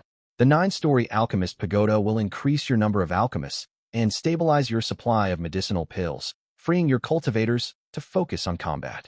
If you place the Wood Spirit Pool inside your realm, the odds of your subjects awakening wood-attuned spirit roots will surge. It serves as another method to raise your people's innate qualifications. Personally, I lean toward the 9-story Alchemist Pagoda. You have not affiliated yourself with any major faction, leaving you with limited sources of income. With the Pagoda, you will face no shortages of medicinal pills before becoming a demigod. Surplus pills can be traded for faith points to fund further development. The Wood Spirit Pool, by contrast, serves a far narrower purpose. In that case, I will select the 9-story Alchemist Pagoda. Following Su Zheng's guidance, Lu Sheng reached his decision quickly. Exploration of the poison miasma world was less than 1/3 complete. He planned to send larger military contingents there soon, which would drive pill consumption sharply higher. All things considered, the 9-story Alchemist Pagoda was the superior option. Very well. Your grade A building has been selected. The 3rd place reward also includes 1 grade S spirit plant. The school only has a single specimen, so there is no need for you to deliberate. Su Zheng pinched the air, and 2 gilded cards materialized in his palm. One card bore the image of a towering pagoda wreathed in surging flames. The other depicted a multicolored giant tree piercing the heavens. Grade S Spirit Plant, Elemental World Tree. This spirit tree bears fruits embodying the 5 fundamental elements: metal, wood, water, fire, and earth. When your human cultivators consume elemental fruits matching their spirit root affinity, their cultivation speed and spirit root aptitude will improve. This tree is merely 500 years old. Once it matures to 1,000 or 10,000 years of age, it may birth a rare type of affiliated being known as elemental envoys. These creatures innately wield elemental magic. They possess a bloodline divine ability called elemental vision, an invaluable skill for exploration, making them ideal scouts. A priceless treasure. Lu Sheng took the 2 cards, excitement stirring in his heart. He owned the trait All Things Flourish, granting a 10-fold growth acceleration. Speeding the elemental world tree's growth from 500 to 1,000 years would only take 50 years, perfectly aligning with his strengths. Still, instead of immediately deploying the 9-story Alchemist Pagoda and Elemental World Tree, Lu Sheng kept the cards in his possession. Selecting an appropriate placement for high-tier buildings and spirit plants required careful consideration. These structures occupied vast territories, and their placement could drastically alter the returns they generated. Since he intended to hire a professional realm planner, there was no rush. Student Lu Sheng, your performance in the grand competition guarantees admission to an elite academy. Do not forget your alma mater in the future. Lu Sheng endured lengthy small talk with Su Zheng before finally taking his leave of the office. He booked an appointment with a senior planner from the Education Bureau via his smart wristband, then boarded a floating shuttle to his next destination. While traveling, he turned his attention to his small world. Though merely over an hour had passed in reality since the grand competition concluded, more than half a month elapsed within the small world. After this extended period of recovery, Blackstone City regained its former prosperity, its population climbing back to 1 million. Elderly survivors of the campaign against the Goblin Divine Realm regularly recounted tales of wartime heroism in city taverns, inspiring young men to enlist. In the blink of an eye, the city lord stood on the brink of capture by those green-skinned monsters. Then golden light flashed. The breathtakingly beautiful city lord's spouse descended from the sky. She hurled talismans, sending the heretics scattering in chaos. It was an incredible sight. Slamming his palm against the table as passion surged, the elder continued. Then Madame Lin wove hand seals, launching countless flying swords. She shouted, "Form the formation." The disoriented heretics stood no chance. Within half an hour, every last one lay defeated on the ground. Tell me, everyone, was it the hero saving the maiden, or the maiden saving the hero? Ha ha! When the elder finished his tale, cheers erupted through the tavern. Countless young listeners burned with resolve. Dear passenger, you have arrived at the Municipal Education Bureau. 10,913 faith points have been automatically deducted from your account. Wish you a pleasant day. Lu Sheng was absorbed in the story when the shuttle's automated voice pulled his consciousness back to reality. I hope this renowned planner lives up to the reputation. The shuttle hatch slid open. Lu Sheng stepped out and walked toward the advanced automated entrance ahead. Good afternoon, sir. Do you have an appointment? I do. Lu Sheng displayed his identification. The receptionist smiled warmly after scanning his details and quickly handed over a card. Very well, sir. Our gold tier planner awaits you in private room 510. You may proceed now. Lu Sheng nodded and followed a guide into an intelligent elevator. The attendant briefly presented credentials, and the elevator began moving automatically. The Municipal Education Bureau was truly backed by official power, overflowing with wealth. This elevator might well be an advanced artifact originating from a mechanical divine realm.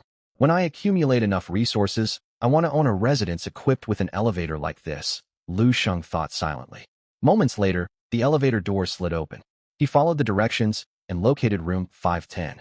Upon entering, Lu Sheng felt as though he had stepped into a separate dimension. All outside noise vanished, leaving only the faint sound of his shoes against the floor. The gold tier planner assigned by the Education Bureau lay reclined on a wooden chair with closed eyes. He opened them slightly the instant Lu Sheng stepped inside, speaking in a calm tone. The contract rests on the table. Read it yourself. A true god. Lu Sheng realized immediately upon first sight that this planner was a true god, and far from an ordinary one. His cultivation rank surpassed Su Zheng, vice principal of Linhai No. 1 High School. Lu Sheng swallowed nervously. Rather than feeling offended by the man's aloof demeanor, he walked obediently to the table and picked up the contract. The terms were simple. One party provided payment, the other rendered service. The planner would first observe the client's divine realm and set a price based on its conditions. The client could decline the offer if unsatisfied, yet the deposit would not be refunded. Lu Sheng had paid a deposit of 30 million faith points just to reserve a gold tier planner. The cost was immense. I am ready, senior. After carefully reading every clause on the document, Lu Sheng took a deep breath and bowed respectfully toward the man on the chair. Very well. Before Lu Sheng could process what happened, an immense pulling force seized him. His consciousness drifted into the world sea, hovering above his small world. The impassive planner stood beside him. The might of a true god is unfathomable. Lu Sheng marveled inwardly. Divine realm surface area, 300,000 square kilometers. Land accounts for 58, oceans 42. The terrain consists mainly of plains, mountains, and hills. Inhabitants include humans, greystone gnomes. After a single sweeping glance, the planner stated his quotation. In addition to your deposit, pay another 350 million faith points, and I will deliver a complete comprehensive plan for your divine realm. Every region will be optimized, and your small world will undergo thorough transformation. Rest assured my planning will not be wasted. Official Education Bureau planners must meet performance quotas. If you remain dissatisfied after completion, we provide after-service adjustments. Even true gods face performance targets? Lu Sheng wondered silently. He promptly signed a contract, and the planner officially began his work. You appear to be a high school student, judging by your features. I will speak plainly, directly, and accurately, without roundabout phrasing. Among all pseudo-gods I have consulted, your small world possesses some of the finest natural conditions I have seen, yet your layout is utterly disorganized. It resembles blocks stacked haphazardly by a toddler, lacking all structure. You are squandering excellent potential. Your available resources score a perfect 100, yet your utilization rate stands below 1%. It astonishes me that a small world of merely 300,000 square kilometers, blessed with abundant spiritual energy, could be managed so inefficiently. Has the standard of education declined so drastically these days? Lu Sheng was stunned by the planner's opening critique. Up until this moment, he had believed his planning skills fairly competent. Many students in the ordinary Class 11 of Senior 3 failed to build stable ecosystems or guarantee food supplies for their subjects. Yet a realization struck him. Elite class students with backing from powerful clans could enlist family planners free of charge. His planning ability outshone most peers, yet his competitors were never merely fellow students. They included true gods with centuries, even millennia of experience. This explains why ordinary class students rarely outperform elite class rivals. Beyond talent and resources, proper divine realm layout constitutes a critical advantage. Lu Xing understood at last. With professional planners, students supported by powerful factions could utilize resources to 100, even 200 or 300 of their potential. Students without such aid struggled to harness a mere 10 to 20 of what they owned. To draw a simple analogy, certain substances are harmless individually, yet dangerous when combined improperly. Lu Sheng faced exactly this predicament. He had advanced to claim third place in the four-school grand competition not thanks to skillful planning, but purely due to stacked innate traits driving the passive growth of his small world. Unknown to Lu Sheng, his realm had been developing under crippling constraints for 90 years. I see now. Everything makes sense. Light flickered in Lu Sheng's eyes as he grasped why elite class students develop their realms far faster. He bowed deeply toward the planner beside him. My planning knowledge is indeed lacking. Please guide me, senior. Rest assured, now that I have accepted your payment, I will devote my full effort to your realm.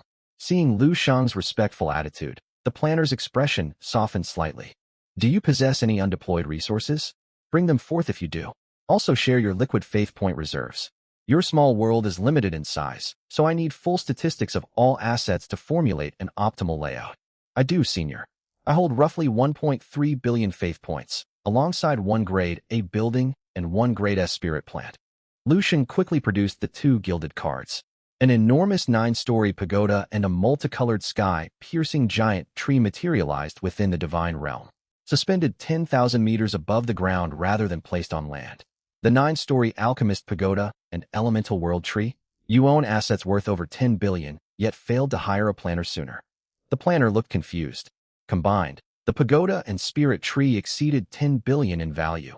Yet the layout of this student's small world clearly had never undergone systematic planning. With assets of such magnitude, why delay hiring a planner costing merely tens of millions of faith points? It was the client's private business, however, so he set aside his curiosity and continued. Your small world suffers from countless flaws. We will resolve them one by one. First comes your spirit plants and cultivated land. If I am not mistaken, your innate talent accelerates plant growth. Medicinal herbs, such as revitalizing grass, moonblood orchid, and ice soul marrow ease resource consumption for your alchemists. Yet your small world has limited territory. Only half the land mass is viable for settlement, and cultivable ground is even scarcer. Every stretch of land carries immense value. These low-grade herbs yield minimal profit while occupying vast tracts of land and hindering your subjects' expansion. All of these medicinal plants should be sold off. The ice blooms and blaze fruit trees must also be liquidated. The Grade S elemental world tree can replicate and surpass their functions, freeing up extensive territory. This formed the planner's first phase of recommendations. The moonlit water blooms growing within your rivers are worthless. Even multiplied tenfold, the spiritual energy they generate fails to amount to 1/10,000th of your realm's supply. Sell all of them without exception. Your livestock breeding operations are inefficient.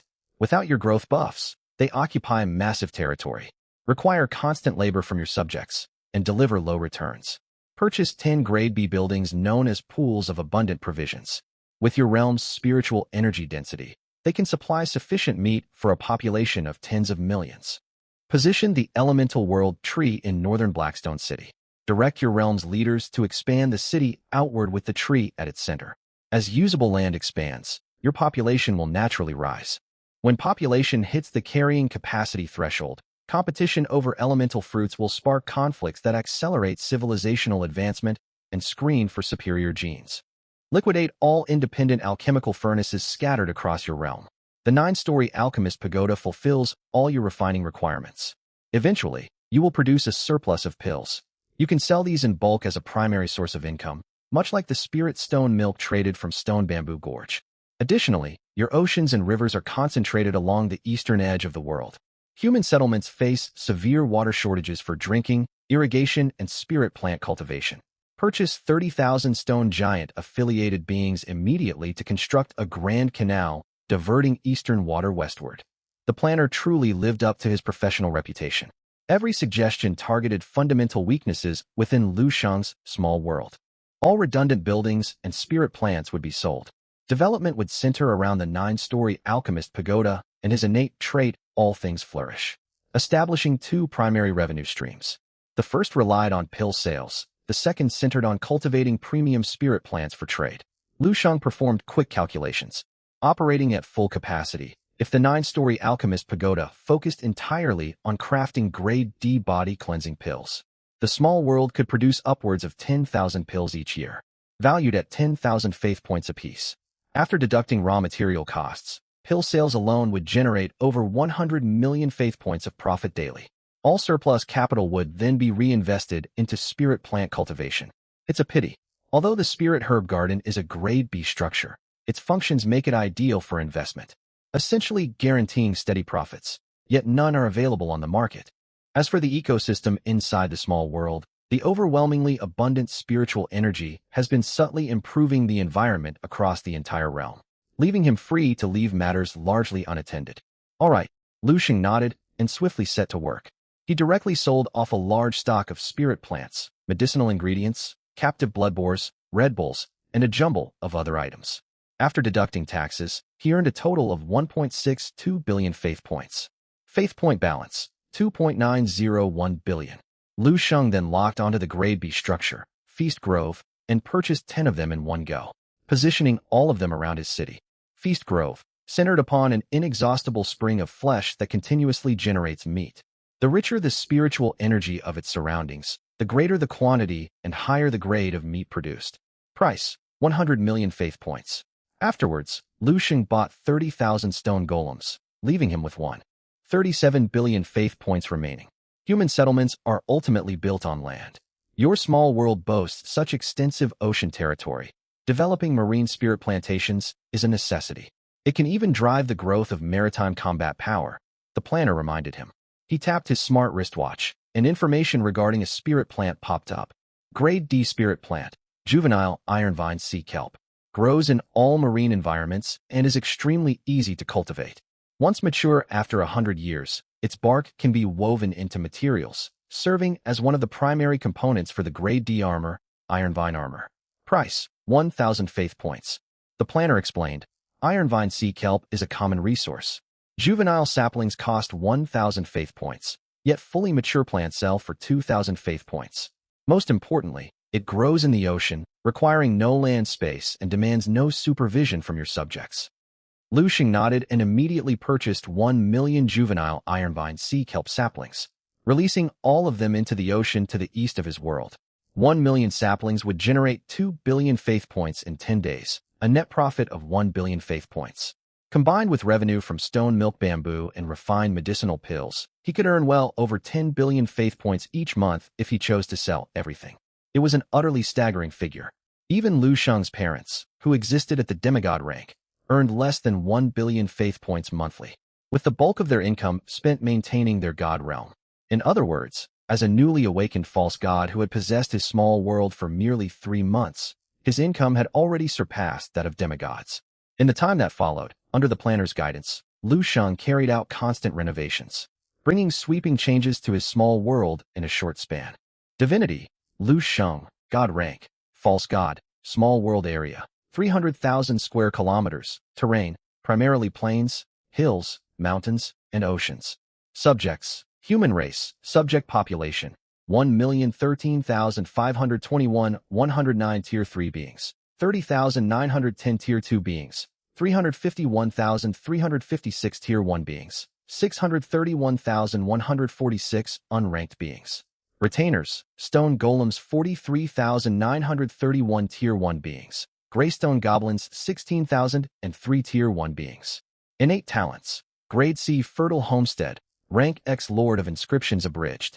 Assets. 1 times S grade spirit plant elemental god tree. 1 times grade A structure 9-story pill tower. 1 times grade A structure martial training ground. 4 times grade B structure spirit eye spring. 1 times grade B structure spirit herb garden. 1 times grade B structure 100 crafts workshop. 10 times grade B structure feast grove. 5 times grade C library. 1 times grade E fine iron vein. 401 times grade B spirit plant stone milk bamboo. 1,000,000 times grade D spirit plant iron vine sea kelp.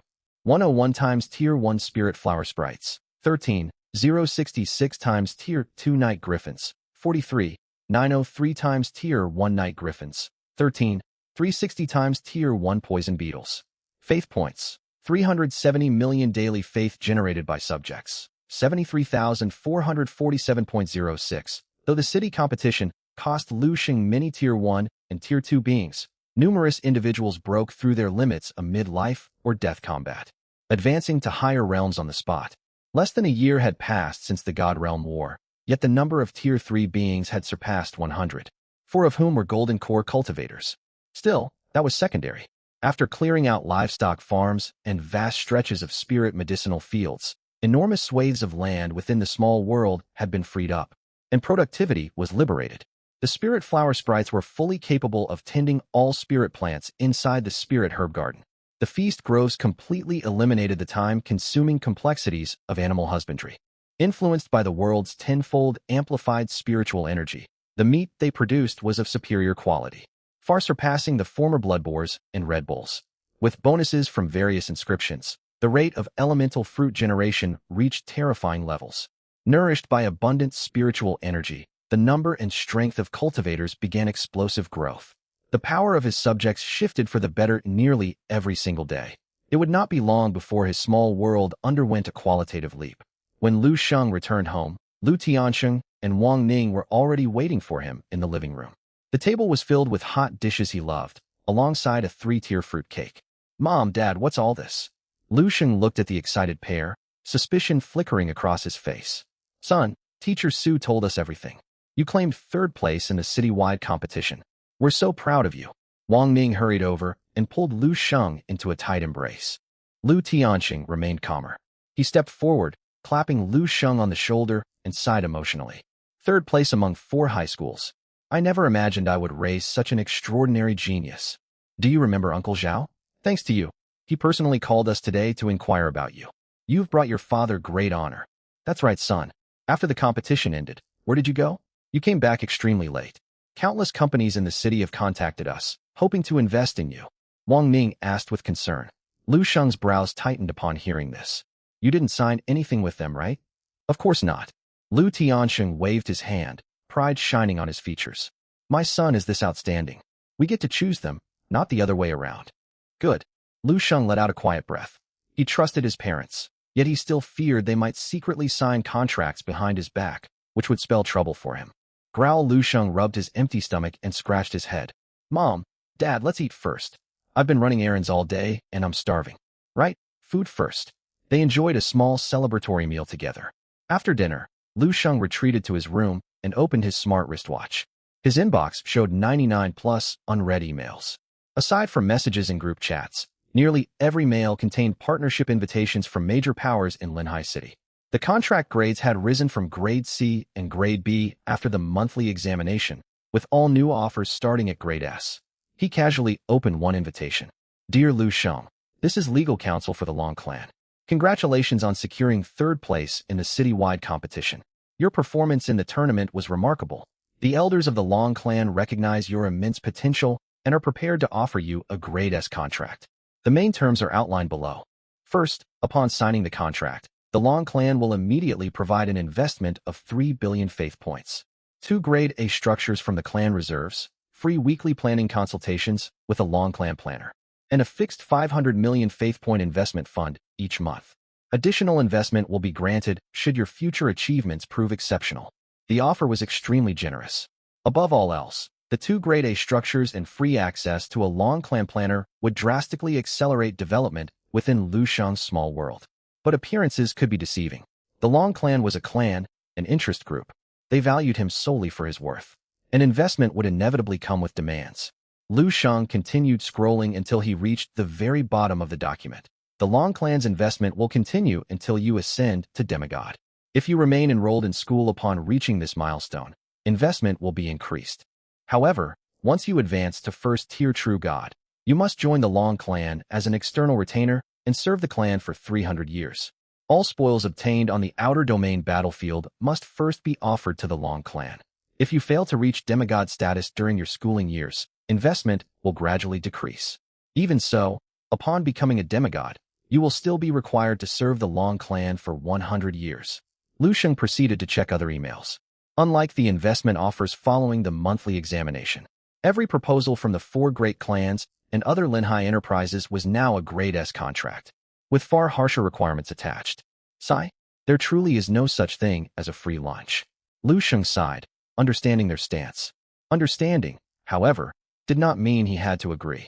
In his previous life, he had been overworked and exploited, leaving him instinctively resistant to contracts that amounted to indenture.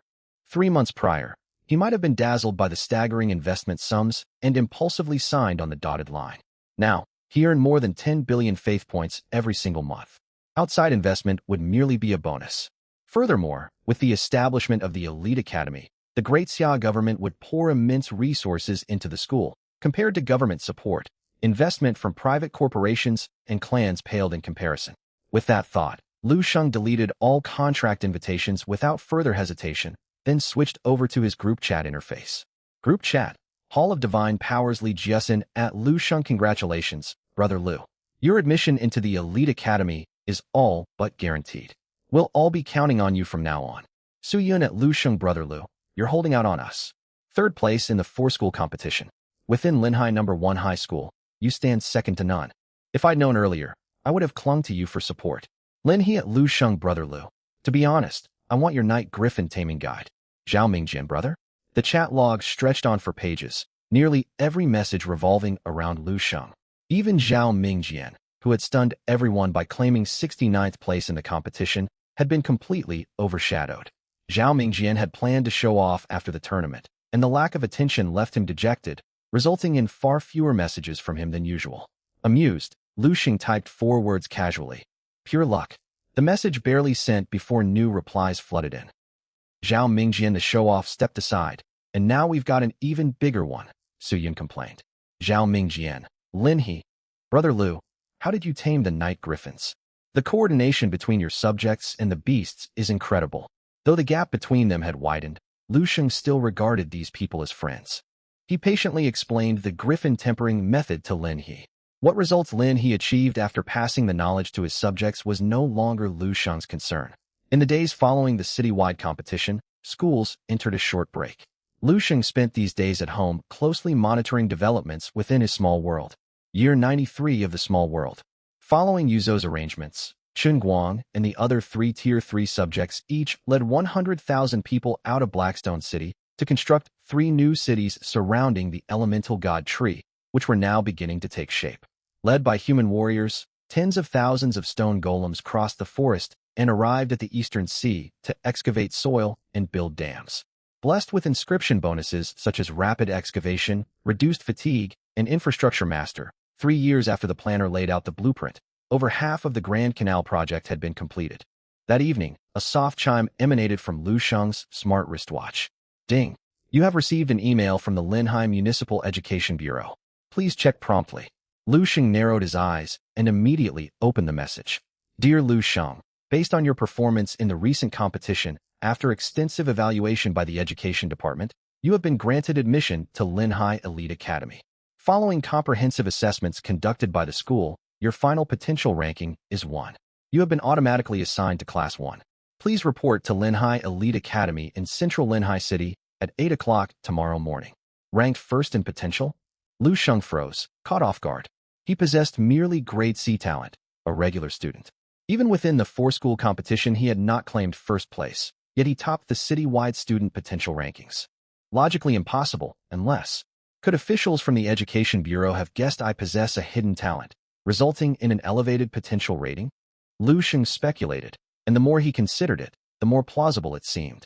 By conventional standards, a student with grade C talent and no backing from major forces could not, no matter how skilled at planning and micromanagement, surpass countless true god descendants to secure third place in the competition within only 3 months.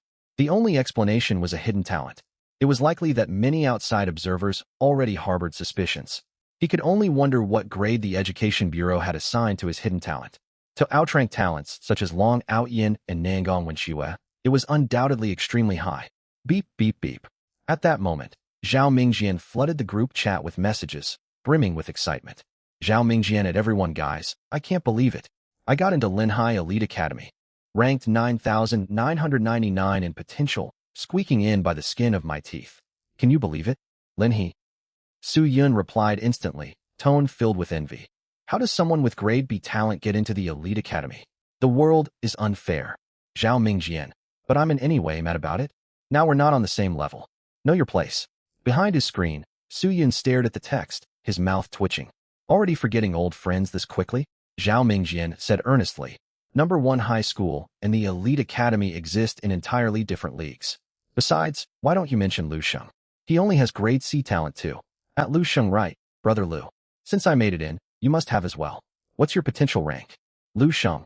Call me brother, and I'll tell you. Zhao Mingjian. Brother Lu, stop teasing us and spill the details. Lu Sheng. All I can say is I've been assigned to Class 1. Zhao Mingjian. Su Yun. Linhai. Ignoring their flood of follow-up questions, Lu Sheng smiled faintly and exited the group chat, leaving the three bombarding the conversation with messages. After spending so much time with Zhao Mingjian, he had slowly mastered the art of low-key showing off. Act, achieve your goal, then depart quietly, leaving your achievements unproclaimed. The next day, Lu Sheng boarded an air shuttle bound for the newly built Linhai Elite Academy in the city center. Following directions, he quickly located Class 1. Upon stepping through the doorway, he encountered a familiar face. Nangong Wenxue. She sat in the third row, beside a young girl with an oval face and a warm, cheerful smile. Lu Sheng entered through the main door, locking eyes with Nangong Wenxue as she looked up. Clear confusion crossed her features. The moment she laid eyes on Lu Sheng, countless questions filled her mind. Others might not know, but as his schoolmate, she understood. Even with third place in the competition, Lu Sheng only held grade C talent. Nearly every student in Class 1 boasted grade S or higher talent. Grade A talents were extremely rare here. Still, they attended the same former school.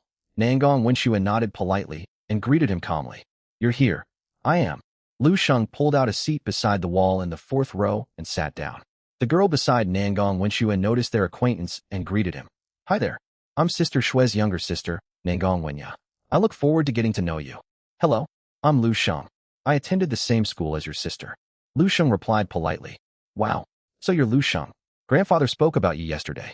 Defeating students from number 3 and number 17 high schools, an ordinary person who fought his way to the top 3 in the city competition, an unparalleled genius. Hearing his name, Nangong Wenya grew instantly excited, showering him with praise.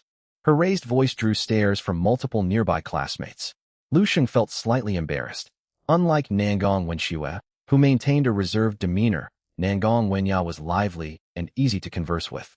Lu Sheng waved his hand modestly, yet a faint smile tugged at the corner of his mouth. Pure luck, nothing more. As he chatted with the two girls, more students filed into the classroom. When the clock struck 8, a stern-faced middle-aged man walked inside. Good morning, students. Let me introduce myself first. My name is Lei Wanjun. Starting today, I will serve as Class 1's homeroom teacher and oversee your coursework. As Lei Wanjun spoke, his gaze swept over every row. Faint divine pressure washed over the room, weighing heavily on each student. Several restless teens immediately sat up straight. Everyone, you are elite talents selected from thousands of candidates by numerous true gods of the Education Bureau. From now until university enrollment, all transactions you conduct within the Great Xia Marketplace will be exempt from transaction tax. This benefit is well-deserved. In addition, open your smart wristwatches and access your personal authority panels. The technological access permissions should now be active on your interfaces. War Simulator, Lu Sheng was stunned to spot a brand new permission option appearing on his personal access panel of the Cerebrum Intelligence System out of nowhere. He had heard of this function before. Rumor claimed it was crafted by a high-ranking divine being of technology. The simulator could create an exact one-to-one replica of all subjects living within a god's divine realm inside a virtual battlefield for combat drills. Even if all the copied inhabitants perished within the virtual simulation, their real-world counterparts would suffer zero harm, making it an ideal tool to gauge the overall combat strength of any divine domain. Its only downside lay in its astronomical computing power consumption every single second the virtual battlefield stayed active, requiring swarms of high-level intelligent life forms to maintain steady operation around the clock. Lu Sheng never imagined the Municipal Education Bureau would be generous enough to grant students access to such privileged authority. Joy bloomed across every student's face in the classroom. Even powerful aristocratic clans could never get their hands on military-grade access to the war simulator under normal circumstances. From this day forward, every resource you obtain within this school shall be allocated around the war simulator. Higher rankings unlock greater resource rewards. Your strength is your only currency here. Mark my words. The moment you enrolled at Linhai Elite High School, your goals parted ways with ordinary students outside this campus. Building ecological circulation systems or engaging in risk investment are trivial skills that have long become commonplace knowledge. You have just one objective. Spare no effort to bolster the combat prowess of your divine realm's inhabitants. Our very first class today will consist of actual combat practice. With that, Lei Wanjun waved his hand. Surging divine power yanked the consciousness of all 100 students straight into the virtual battlefield for randomized opponent matching. Inside the virtual dimension, 100 streaks of light darted rapidly before colliding and merging in pairs until every student was successfully matched against a foe. This class-based virtual duel is purely meant to familiarize you with the war simulator and let you spar with your classmates. Results from this round will not factor into official war simulator assessment rankings. You are the most gifted youngsters across Linhai City. Show me what your real combat capabilities are capable of. Begin the battle. Lei Wanjuan's voice echoed through the void as Lu Sheng locked onto his opponent, a reserved young man with a crew cut. Hey man, my overall aptitude ranking sits at exactly 100. I barely scraped into Class 1 by the skin of my teeth. Go easy on me out there, alright? The boy begged the instant the match initiated. Linhai Elite High School ran 100 classes in total, each populated by 100 students sorted by comprehensive aptitude rankings. Ranking 100 theoretically made this young man the weakest student in Class 1. This score only measured raw potential, however. For all his top-tier aptitude rating, Lu Sheng suspected he would lose to nearly every classmate if judged purely by the fighting strength of his divine realm subjects. If anyone ought to fear being overwhelmed, it should be himself, not this nervous crew-cut student. Lu Sheng responded with silence, channeling his consciousness deep into his divine realm to summon his 40,000 most powerful subjects. His mind maintained a constant link between his divine domain and the virtual battlefield, transporting the 40,000 warriors' awareness into the simulation in an instant. Match confirmed. Virtual battlefield generating. Generation complete. Random battlefield terrain boundless green grassland. Both sides receive a 60-second preparation window. Combat will commence automatically once the countdown concludes. 59, 58, 57. As the timer ticked down, Lu Sheng's 40,000-strong army materialized across the lush meadow. His forces included 31 Golden Core cultivators, 451 martial spirit warriors, more than 130,000 martial master and foundation establishment practitioners, with the remainder consisting of late-stage Tier 1 creatures. Though merely 3 or 4 days had passed since the city-wide tournament, the overall strength of Lu Sheng's divine realm had undergone earth-shaking improvements. Every subject who survived the life or death tournament battles emerged free of lingering wounds thanks to passive traits such as berserk physique, vigor of the aged, and rapid regeneration. Each survivor had broken through to vastly superior power tiers after returning home. Coupled with the elemental divine tree and 9-story alchemy tower erected within his realm, resources were now in abundant supply. Every inhabitant received a body-cleansing pill and a drop of spirit nectar upon reaching maturity. If Lu Sheng reattempted his earlier assault on the Goblin Divine Realm from the tournament, his offensive advance would be at least 10 times faster now. Yet Lu Sheng's mood sank the second he laid eyes on his rival's army formation. His opponent fielded 100,000 elves, 1,000 Tier 3 Elite elves alongside 99,000 Tier 2 rank and file elves, every single one outfitted with Grade C armor and weaponry. The equipment alone carried a total value exceeding 1 billion faith points. By contrast, only Lu Sheng's Golden Core cultivators wielded Grade C weaponry. His Tier 2 soldiers fought with Grade D and E gear, while most Tier 1 troops were stuck with low-grade Grade F arms. When comparing the raw individual power of his subjects bolstered by dozens of powerful inherent traits, Lu Sheng was confident he could overpower the elves despite their superior racial bloodline. Their high-grade equipment flipped the scales completely. Even with the armor-piercing trait active, his Tier 1 soldiers armed with Grade F weapons could barely breach the defenses of Grade C elven armor. The crew-cut student also picked up on the mismatch, figuring his opponent was another bottom-tier student ranked in the 90s. Believing he faced an easy victory, all his earlier timidity vanished. He waved his arms sharply and shouted, "My followers, wipe out these intruders." Lu Sheng issued his own divine command without hesitation. Attack.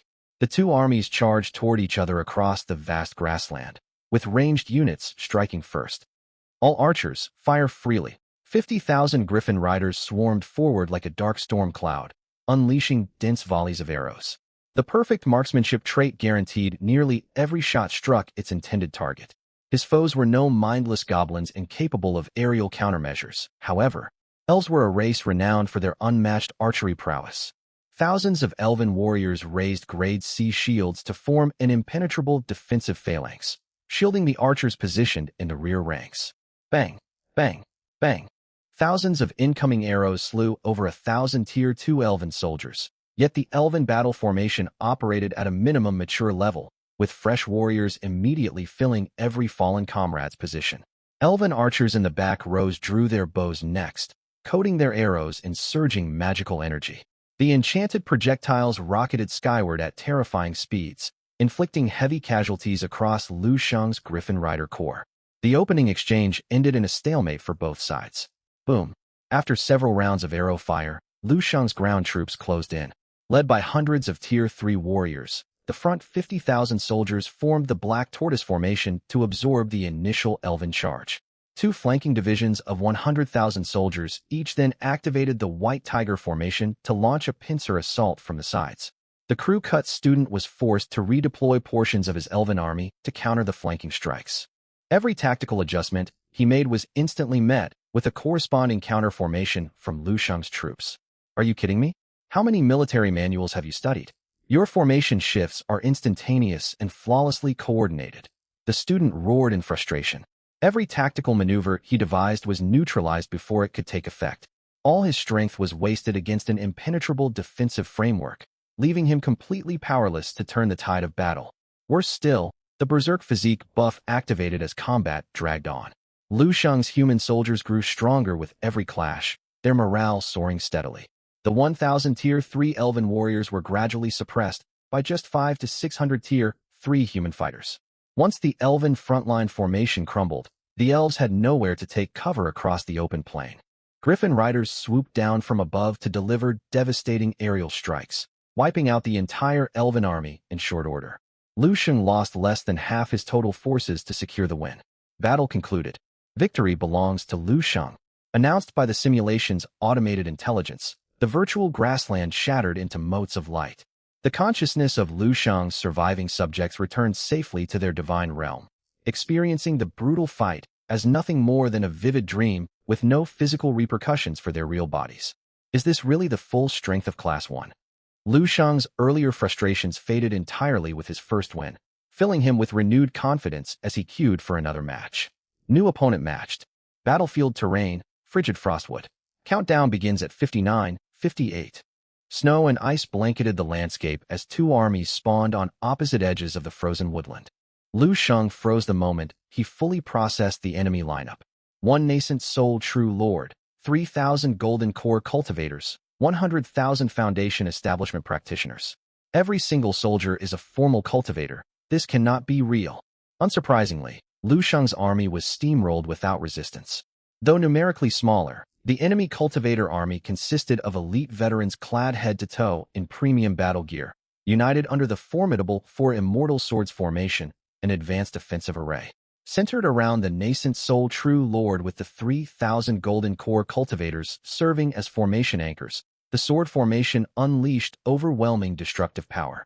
Lu Sheng's 50,000 griffin riders were sliced to shreds within mere breaths amid swirling sword light and blade chi. His 40,000 ground troops collapsed the instant the sword formation unleashed its collective strike. Crushing raw power left zero room for Lu Sheng to implement any layered tactics, with his battle lines torn apart at every weak point before his formations could fully activate. Blood stained the silvery frozen ground crimson across the battlefield. Lu Sheng learned his opponent's name during the battle, Long Outyin. How did he amass such a massive army of cultivators? Does his innate talent boost his subjects' spiritual root aptitudes? Lu Sheng muttered to himself. The spiritual energy concentration inside his own small realm was over 10 times higher than average, yet less than 1% of his inhabitants naturally possessed usable spiritual roots for cultivation. Long Outyin fielded over 100,000 cultivators with apparent ease, an utterly staggering feat. Raw talent alone could never produce such results. Long Outyin must have constructed countless high-tier buildings and prioritized boosting his subjects' strength from the very moment he forged his divine realm. While ordinary students busied themselves stabilizing small world ecosystems and earning faith points through investments, direct bloodline heirs from prominent aristocratic clans faced none of these trivial burdens. If ecosystem collapse caused food shortages for their subjects, they simply purchased mass supplies directly from the system marketplace. Others followed Lu Sheng's approach, stacking dozens of Grade B wine feast complexes to offset low ambient spiritual energy levels. If their subjects possessed mediocre natural aptitudes, vast family funding allowed every newborn to soak in medicinal baths from birth, with body-cleansing pills distributed like candy. Generations of this targeted refinement drastically elevated the overall quality of their population. They bought pills, weapons, and endless resources to remedy every deficiency within their subjects, dedicating their people's entire lives solely to cultivation. Every decision revolved around raising combat strength. 3 months had passed since Lu Sheng first established his divine realm, yet most students wasted the majority of their time on menial administrative chores rather than military advancement. Lu Sheng himself had lost precious time managing medicinal crop cultivation and livestock breeding before hiring professional realm planners to restructure his domain. Patience is a virtue. Lu Sheng refused to be discouraged. Following comprehensive structural planning, his divine realm had entered a golden era of rapid development, with its overall power surging with each passing day. Even if he never unlocked another powerful trait from his Lord of Inscriptions talent, he was certain he could close the gap with the top-tier students within a single month. Cue another match. He expected more crushing defeats ahead, yet every battle granted valuable insight into the general skill ceiling of his Class 1 peers. Since simulated deaths bore no real consequences for his subjects, the learning experience alone justified each loss. Millions of Tier 1 goblins, goblin giants, goblin high priests, what in the world? Lava goblins and dragon blood goblins too. How many mutated bloodlines has Nangong Wenshua engineered? He even commands demon-type units, whose curses weaken entire enemy formations across large areas. I'll need to prepare countermeasures for such abilities moving forward. A mechanical god whose subjects are fully sentient mechanical life forms armed with cutting-edge technological weaponry. Fighting this type of opponent would spell disaster for anyone lacking relevant combat experience. As predicted, Lu Sheng failed every subsequent match after his victory against the crew cut student, most ending in total annihilation with no viable counterplay. Still, he gained invaluable battlefield experience from each defeat, sharpening his ability to deploy flexible battle strategies significantly. Once his overall strength matched these opponents in the future, these refined tactical skills would prove decisive in turning fights in his favor. Everyone, withdraw from the simulation. The practical combat lesson drew to a close as Lei Wanjuan's voice pulled every student's consciousness back into their physical bodies inside the classroom. Students exchanged glances with one another. The tense unfamiliarity between classmates softened noticeably after the shared virtual skirmishes. Lei Wanjun tapped his desk atop the podium to regain everyone's attention. Today's combat drill is merely the starting point. Every future lesson in this class will be tailored to improve the combat capabilities of your divine realm inhabitants from all angles. The full college entrance exam totals 1,000 points. Ignore the 100 theoretical points for now. The 300 points allocated to divine realm prosperity seem to evaluate the ecological health of your pocket dimensions, Yet this metric is intrinsically tied to your military strength. A realm with weak subjects cannot truly be classified as prosperous. Additionally, you may earn direct admission into top-tier universities if you ascend to demigod status before the National College Entrance Exam, or secure a ranking within the provincial top 100 in the War Simulator leaderboards. Teacher, is it actually possible for a high school student to reach demigod rank? One student voiced his disbelief. Heh, the world is far larger and more wondrous than you can fathom. Lei Wanjun smiled faintly. You may consider yourselves talented within Linhai City's borders, but countless peerless geniuses exist across the broader regional landscape. Silence settled over the classroom. The higher one climbed the ladder of power, the smaller one felt in the grand scheme of things. Each student had stood unrivaled at their respective middle schools, only to discover an endless pool of equally gifted peers upon entering the elite academy. That did not even account for prodigies from neighboring cities and the monstrous talents hailing from the provincial capital. Reaching demigod status, Lu Sheng lowered his head in contemplation. 3 strict prerequisites must be fulfilled to transcend into demigodhood within this world. First, spawn Tier 5 life forms within your divine realm. Second, accumulate a daily faith point income exceeding 1 million units. Third, comprehend a sliver of fundamental universal law. Upon ascending to demigod, a god could directly intervene within their divine domain by wielding law energy, drastically boosting both realm development efficiency and battlefield combat performance. Lu Sheng was confident he could satisfy the first 2 requirements with time, yet grasping the elusive concept of universal law remained completely incomprehensible to him to this day. That will conclude today's lesson. You are free to review the War Simulator functions and climb its rankings after class. The school distributes resources monthly based on simulator leaderboard standings. As a specially sanctioned institution under the Municipal Education Bureau, Linhai Elite High School provides strategic class rewards with every distribution. Do not squander this opportunity. As the bell rang for dismissal, Lu Sheng stood to leave when a handsome boy sitting in the front row stood up to address the whole class. Fellow students, we are all the cream of Linhai's youth gathered together in this single class, which is no small stroke of fate. I am Feng Qingyang, and I have set up a class group chat. We can share developmental experience and support one another through challenges within the group. Different tiers of strength inevitably form distinct social circles. This truth applied to his old Class 31 group chat back in senior high. The Hall of the Gods forum used to coordinate raids on the toxic barrier world, and now this new group chat alike. Before the city-wide tournament, true god descendants like Zhao Mingjian possessed far more insider knowledge than Lu Sheng, their advice and experience offering tremendous benefits during his early realm development phase. Now, after hiring professional realm planners and seeing his faith revenue surge by millions of points regularly, nearly all discussion topics circulating in those older group chats held no practical value for him whatsoever. He had become the primary contributor, sharing useful insights in those communities instead. I'll join. Lu Sheng nodded, recognizing the value of expanding his perspective through a new peer network. Count me in, Brother Feng. I was just hoping someone would create a class group chat. Sign me up too. We'd be rude to turn down your offer, Brother Feng. Nearly every student in the classroom opted to join the chat, motivated either by a desire to fit in socially or out of respect for Feng Qingyang's status as a direct heir of the powerful Feng clan. Long, would you care to join us as well? Feng Qingyang gestured toward the boy seated by the far back window, raising his smart wristwatch in invitation. Long Outyin only quietly packed up his school supplies without lifting his gaze. Predatory beasts walk alone. Only herd animals travel in packs. You are nothing more than a disordered mob. What meaningful purpose could your collective gathering possibly serve?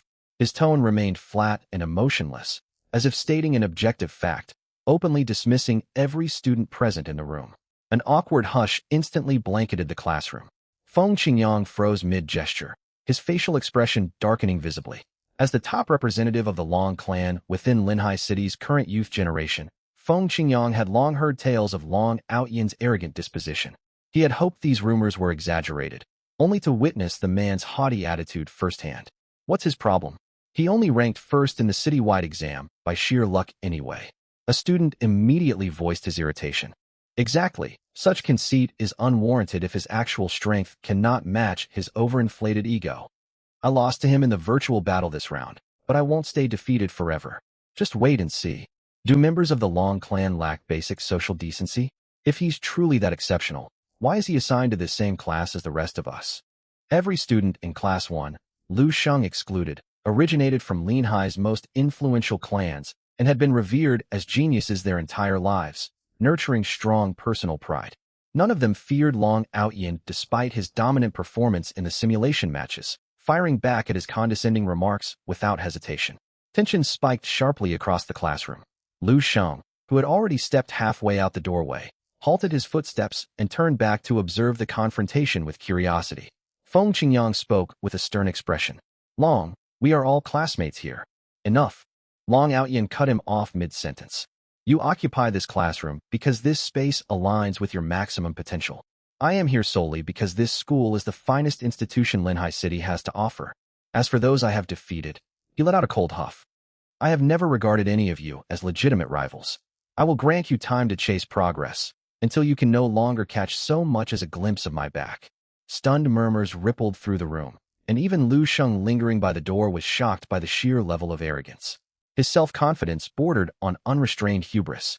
It was clear Long Outyin sincerely viewed all his classmates as insignificant obstacles beneath his notice. Excuse me. Ignoring the collective shock of the group, Long Outyin walked past the crowd and brushed directly beside Lu Sheng on his way out of the classroom. Several long seconds passed before someone broke the stifling silence. This young man is far too presumptuous and arrogant. Feng Qingyang shook his head, regretting extending the invitation in the first place. Pay him no mind, Brother Feng. He only holds a temporary lead thanks to his natural talent and clan resources. I have family members employed within this academy who mention many upper-level courses require coordinated team collaboration. No one will partner with him when those assignments roll around, and he will face unnecessary hardships on his own. A student crossed his arms and scoffed. Divine Realm development relies on far more than just battlefield combat prowess. His complete disregard for interpersonal communication will limit his growth. This arrogant streak will only benefit us in the long run. Author's note: this chapter has just been released. If you enjoyed the content, kindly leave a positive review to support the novel's rating. Feng Qingyang nodded slightly. Forget about him. The class has plenty of students. One missing person makes no real difference. Let's carry on our conversation in the group chat. Originally, the group had planned a gathering at Heavenly Paradise to bond with one another, but Long Outyin's disruption had sapped everyone's mood. The students headed home separately. Night fell in the Shangping Shujia residential compound. Upon returning home, Lu Sheng did not immediately log into the war simulator to compete in the ranked battles. Instead, he sank his consciousness into his miniature world to observe the development of his people. Given his current strength, he stood little chance of claiming high rankings in the simulator anyway. Rewards were distributed according to end-of-month leaderboard standings, so there was no rush to compete right away. Yu Zhou and Mulan's child has been born. Shortly after he began his observation, Lu Sheng spotted an exceptionally handsome infant cradled in Mulan's arms within the city lord's manor. He quickly pulled up the newborn's personal profile. Tribesman, Yu Xiaoman race, human gender, male age, 1-year-old spiritual root, ice variant spiritual root cultivation arts, none cultivation realm, none innate talent. Photographic memory possesses unparalleled memory. Every text studied in detail is permanently retained root bone rank, mystic, an ice variant spiritual root comparable to a top-tier heavenly spiritual root. Joy surged through Lu Sheng's heart. After years of nourishment under a dozen-fold surge in spiritual energy, an increasing number of residents in his divine realm had awakened spiritual roots.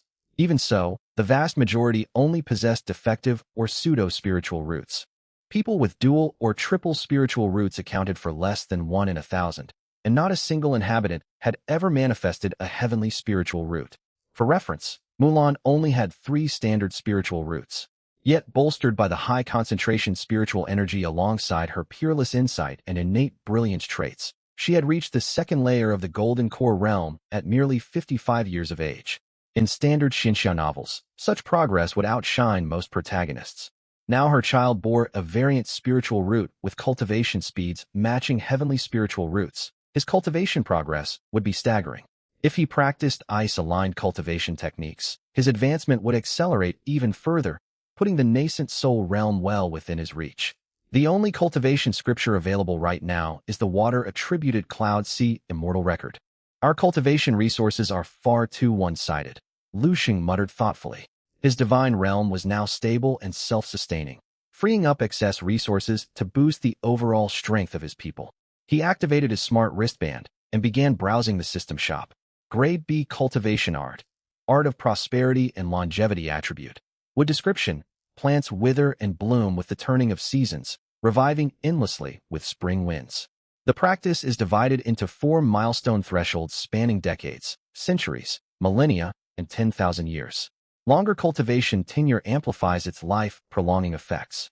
Channeled mana can revitalize dead vegetation and mend bodily injuries and ailments. Price: 120 million faith points. Grade B cultivation art. Northern dark ice soul art attribute.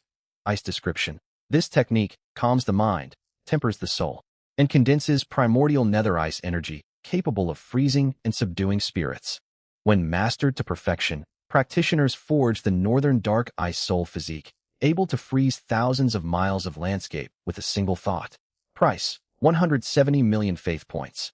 Grade B cultivation art. Earth stabilizing art. Price: 100 million faith points. Grade B cultivation art. Blazing flame incantation. Price: 100 million faith points. Grade B cultivation art. Mixed metal formula. After purchasing these 5 Grade B cultivation arts alongside 15 Grade C library buildings, Lu Sheng's faith point reserves were nearly drained, leaving him with less than 1 billion faith points remaining. He deployed the 15 libraries around his 3 newly constructed cities and uploaded all the newly acquired cultivation arts into these facilities before issuing a universal divine edict. My people, I have bestowed cultivation arts aligned with metal, wood, fire, earth, and ice attributes. You may visit the libraries to select your preferred practice methods. Upon hearing the divine proclamation, residents across the 4 cities flocked to the libraries to switch over to these new arts. Thanks to the universal insight trait, every cultivator adapted to the new techniques with smooth ease. Most of his population had previously practiced only Cloud Sea Immortal Record, despite very few of them possessing innate water spiritual roots. Matching themselves to arts suited for their elemental affinities would undoubtedly push their cultivation speeds to new heights. In the days that followed, Lu Sheng attended school daily, participating in varied practical training sessions ranging from formation competitions to team-based duels, with Lei Wanjun providing professional guidance after each exercise. Though he still lost most of his matches, his subjects within the miniature world rapidly accumulated combat experience against myriad foreign races. A week slipped by in the blink of an eye. 100 years had passed inside the miniature world. The Divine Realm's population exceeded 1.7 million, and 3 new cities matching the scale of Blackstone City had been fully built. Centered around the elemental divine tree, White Deer City stood to the west, Sky Ruin City to the east, and Blaze City to the north. Even with these new settlements, Blackstone City remained a core homeland of the human population. The vigor and old age trait ensured that the elderly survivors of past wars had evolved into the most powerful combatants across all 4 cities. The scars of the Divine Realm's ancient wars had shaped every subsequent generation of humans over the past decade. Quite a number of cultivators had even surpassed Yu Zhou in cultivation level, yet his standing as a leader remained unchallenged, with no citizen daring to question his authority. Exploration into the Poison Mist world also proceeded steadily. Large contingents of Spirit Warrior and Golden Core cultivators swept away all hostile abominations with overwhelming force. Human armies harvested resources from this wild territory on a massive scale, much like locusts gathering nourishment across the land. In just 10 days of exploration, they unearthed spiritual plants valued at 3.1 billion faith points alongside 2 naturally occurring spirit herb gardens. With this haul, the development and exploitation of the Poison Mist world was officially completed. Meanwhile, 1 million iron sea vine plants had fully matured. Lu Sheng sold the entire harvest together with 1 million Grade F weapons and 50,000 Grade E forged armaments. As an elite student eligible for tax exemptions, this transaction netted him 2.6 billion faith points. Additional revenue came from surplus refined elixirs worth 500 million faith points, plus 100,000 drops of spirit stone nectar harvested from 401 stone milk bamboo clusters over a decade, accelerated by 20-fold time dilation. Combined income from spiritual flora and medicinal pills reached 1.5 billion faith points. Total earnings, 7.2 billion faith points. I severely underestimated my own earning potential. My divine realm generates well over 10 billion faith points every single month, Lu Sheng thought excitedly. He immediately spent 5 billion faith points to purchase 5 million iron sea vine saplings, planting them throughout the coastal waters to cover most of the sea area. This represented a stable long-term revenue stream, boosted by the tenfold growth multiplier from the All Living Things Flourish trait, supplementary minor passive buffs, and the region's dense spiritual energy concentration. The vegetation grew far faster than the baseline tenfold acceleration rate. From then on, every 7 to 8 days would bring him a new harvest of spiritual plants worth 5 billion faith points. The operation required no land allocation nor manpower from his people, making it an exceptionally profitable investment in his eyes. He placed the 2 captured spirit herb gardens within White Deer City and Sky Ruin City, then invested another 1.6 billion faith points to fill both gardens with stone milk bamboo seedlings. Once the bamboo matured in 4 to 5 years, his monthly income from botanical resources would surge by an additional 6 billion faith points. Current faith point balance, 600 million. Elsewhere within the miniature world, stone construct laborers had finished constructing a grand canal running east to west to connect White Deer City and Sky Ruin City, delivering stable freshwater supplies to the entire human territory. Inside the miniature world, a deafening crash echoed out. Another stone construct collapsed mid-transport duty, shattering on impact into 5 smaller stone golems, each 1/5 the original size. The newly formed small stone golems had barely awakened when supervisors struck their rocky flesh with tempered iron whips forged for labor discipline. A sharp crack carved deep marks across their stone exteriors. As if reawakening ingrained instinct, the tiny stone figures scrambled upward at once to resume their unfinished hauling work. Countless stone constructs perished during the canal construction project, breaking down into smaller stone golems upon destruction. These secondary stone golems would disintegrate into inert stone dust upon their second demise. Lu Sheng paid no heed to these losses. Replacements could always be purchased with faith points. Even if all tens of thousands of these stone laborers were wiped out, his current wealth allowed him to replenish their numbers instantly. For the time being, Lu Sheng's primary focus remained raising the overall strength of his mortal subjects. The 103rd year of the miniature world's timeline arrived. After drawing nothing but low-grade E/F tier passive traits and several useless incompatible buffs for 12 consecutive years, Lu Sheng finally received a game-changing reward. X-tier trait Lord passive active. Innate talents refreshed. New trait unlocked, S-tier trait. Divine Formation Mastery, Divine Formation Mastery. Your people gain a tenfold increase in learning speed, comprehension, deduction, creation, and cultivation efficiency for all formation-related arts. Finally, a worthwhile buff. Lu Sheng nearly sighed in relief. The traits rolled out over the previous weeks were either low-rank E/F buffs with negligible benefits or effects incompatible with his human population, such as the S-tier River Styx domain, which only granted bonuses to undead entities. A high trait tier did not always equal practical value. The trait had to align with the environment and inhabitants of his miniature world to prove useful. Likely empowered by Divine Formation Mastery, Lu Sheng's subjects pushed 4-grade E formations to full mastery the very next day during his school lessons, catching rival students completely off guard in practical drills. When class ended that afternoon, Lei Wanjun did not leave immediately and summoned Lu Sheng to his office. The moment Lu Sheng stepped inside, he sensed several invisible gazes sweeping over his body, studying him as if examining some rare exotic artifact. Yet no matter how hard he focused his perception, he could not discern their facial features whatsoever. True gods, multiple true gods had gathered here all at once. Why have so many true gods appeared out of nowhere? Every single one exudes a stronger aura than Su Zhang. What is this about? Lu Sheng swallowed hard, anxiety prickling through his mind.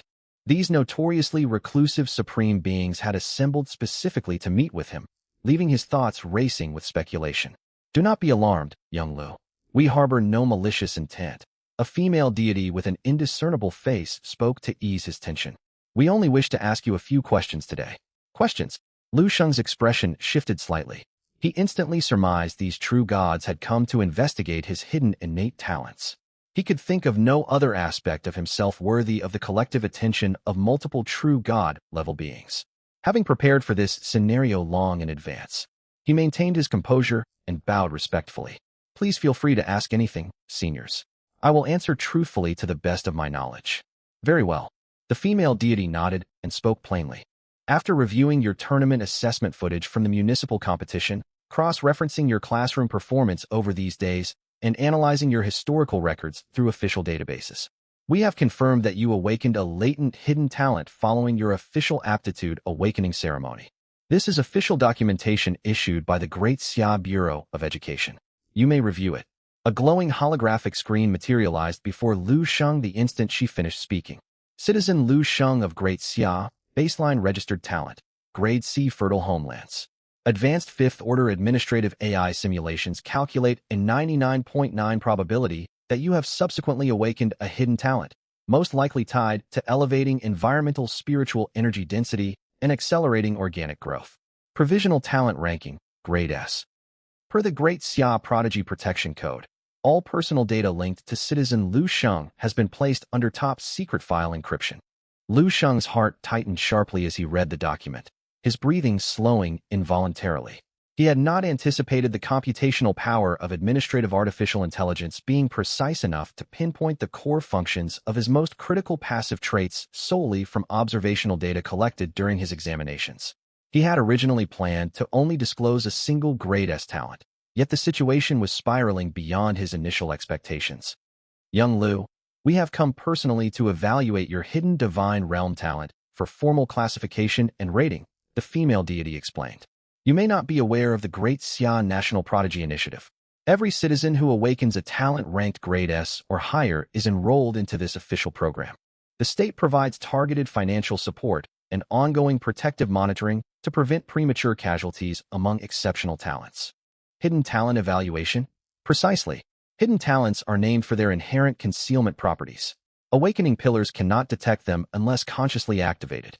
And even after activation, their effects can only be inferred through high-level artificial intelligence analysis. You must have noticed drastic surges in spiritual energy within your miniature world starting at a certain point, with energy density rising steadily ever since. The growth rate of all plant life in your realm also spiked dramatically around that same time frame, correct? The female deity stated this with absolute certainty. That marks the moment your hidden talent awakened. Her assessment was technically accurate, though the phenomenon stemmed from the combined effects of three separate traits: tenfold spiritual energy amplification, spiritual energy resurgence, and all living things flourish. No outside force could possibly guess that Lu Sheng possessed nearly 100 stacked hidden traits at this stage. What do I need to do for the evaluation? Lu Sheng asked calmly. Administrative AI previously only made deductions based on fragmented historical data, which is insufficient to fully map your talent's parameters. We have brought a dedicated fifth-order analytical AI unit for this assessment. You only need to grant temporary access permissions to your divine realm to allow the AI to conduct a full-dimensional scan. The female deity waved her hand, and a silvery spherical machine roughly the size of a basketball floated into the air, fitted with a glowing diamond-shaped optical sensor at its core. The mechanical lens rotated once before locking onto Lu Sheng, bathing his body in soft pale white radiance. A powerful sense of being thoroughly probed washed over Lu Sheng immediately. System log. An unknown transcendent is scanning your world. System log. Realm access permissions granted by host. Lu Sheng approved the access request. The spherical AI hovered above his divine realm, circling the entire miniature world at near teleportation speeds within a handful of breaths before commencing its data report. Recording atmospheric composition, cross-referencing spiritual energy metrics, scanning global biological ecosystems. Full dataset acquired. Initiating comparison against the National Master Database. Scan complete. Citizen Lu Sheng of Great Xia. Baseline talent grade C fertile homelands. Detected hidden talent classified as grade SS spiritual energy resurgence. Assigned prodigy tier, grade B secondary rank. Spiritual energy resurgence verified effects. Multiplies miniature world's spiritual energy by tenfold with incremental annual density growth, improves global environmental conditions, and accelerates the maturation cycle of all organic life forms. Lu Sheng breathed a quiet sigh of relief once the AI finished its analysis, revealing a single grade SS talent was manageable and would not draw excessive sensational attention toward him. Conversely, the true gods gathered in the office lost their composure the second the evaluation result was announced. A grade SS talent with secondary tier prodigy standing. Though their faces remained obscured, Lu Sheng could clearly sense their palpable shock. What does a secondary tier prodigy ranking entail exactly? Lu Sheng queried. Most students are unfamiliar with the grading framework of our National Prodigy Initiative. The system is split into 4 tiers: primary, secondary, tertiary, and quaternary. Throughout the recorded history of Jiangnan province, fewer than 10 individuals have ever obtained a secondary tier rating. The female deity replied with audible excitement. Within your own class, only Long Outyin qualified as a tertiary tier prodigy among grade S talent holders. Every other gifted student falls under the lowest quaternary tier classification, added a towering male deity with a tone of amazement. We originally estimated your ceiling to be tertiary tier at best. This outcome is a pleasant surprise. Prodigies granted secondary tier rankings were virtually guaranteed to ascend to fourth-order true god status within 1,000 years barring fatal misfortune. Such powerful entities formed the core backbone of Great Xia, tasked with conquering and developing boundless new territories for the nation.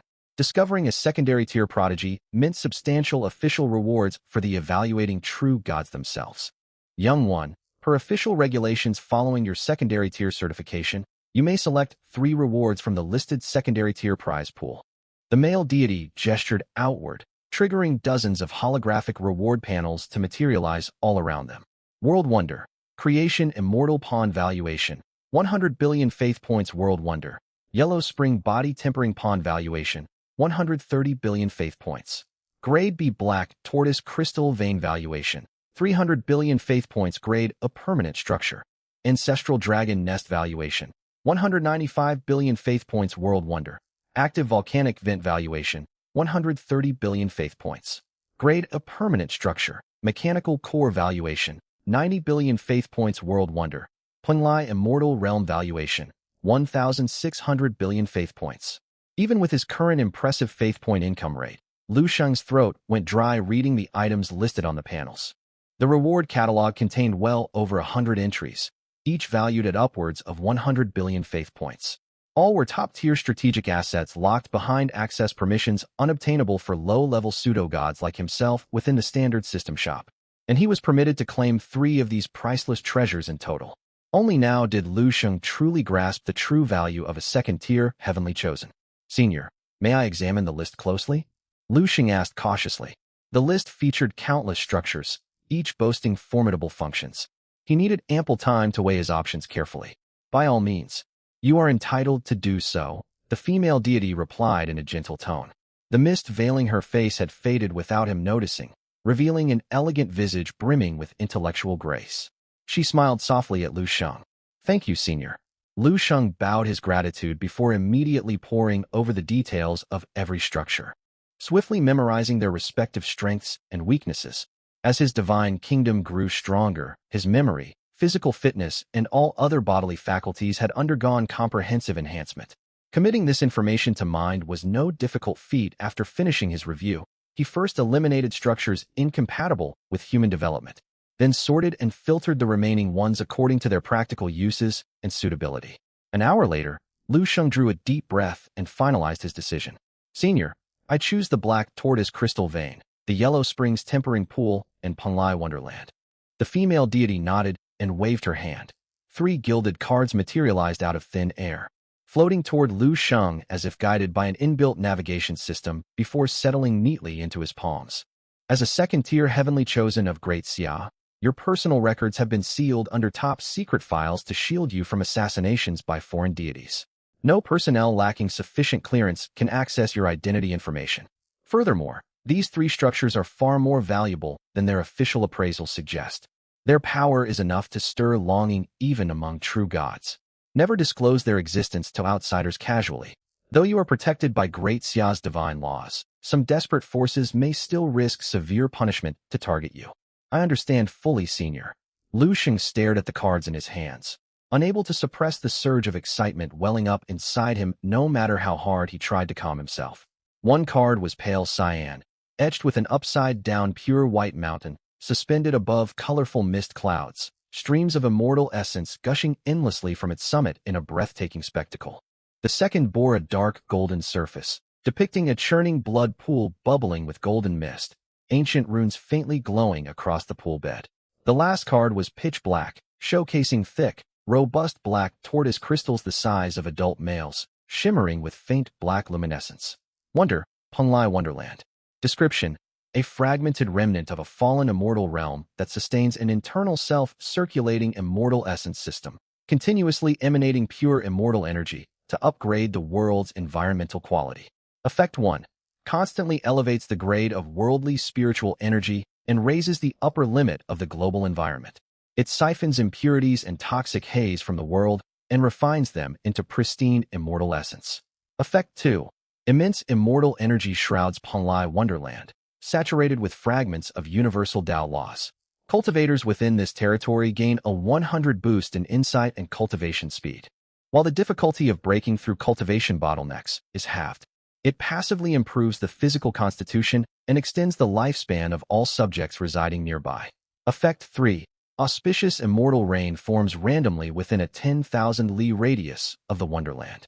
The rain accelerates crop maturation, heals wounds and illnesses, awakens latent potential in all living things, and universally raises the intelligence of mortal and magical creatures alike. Effect 4.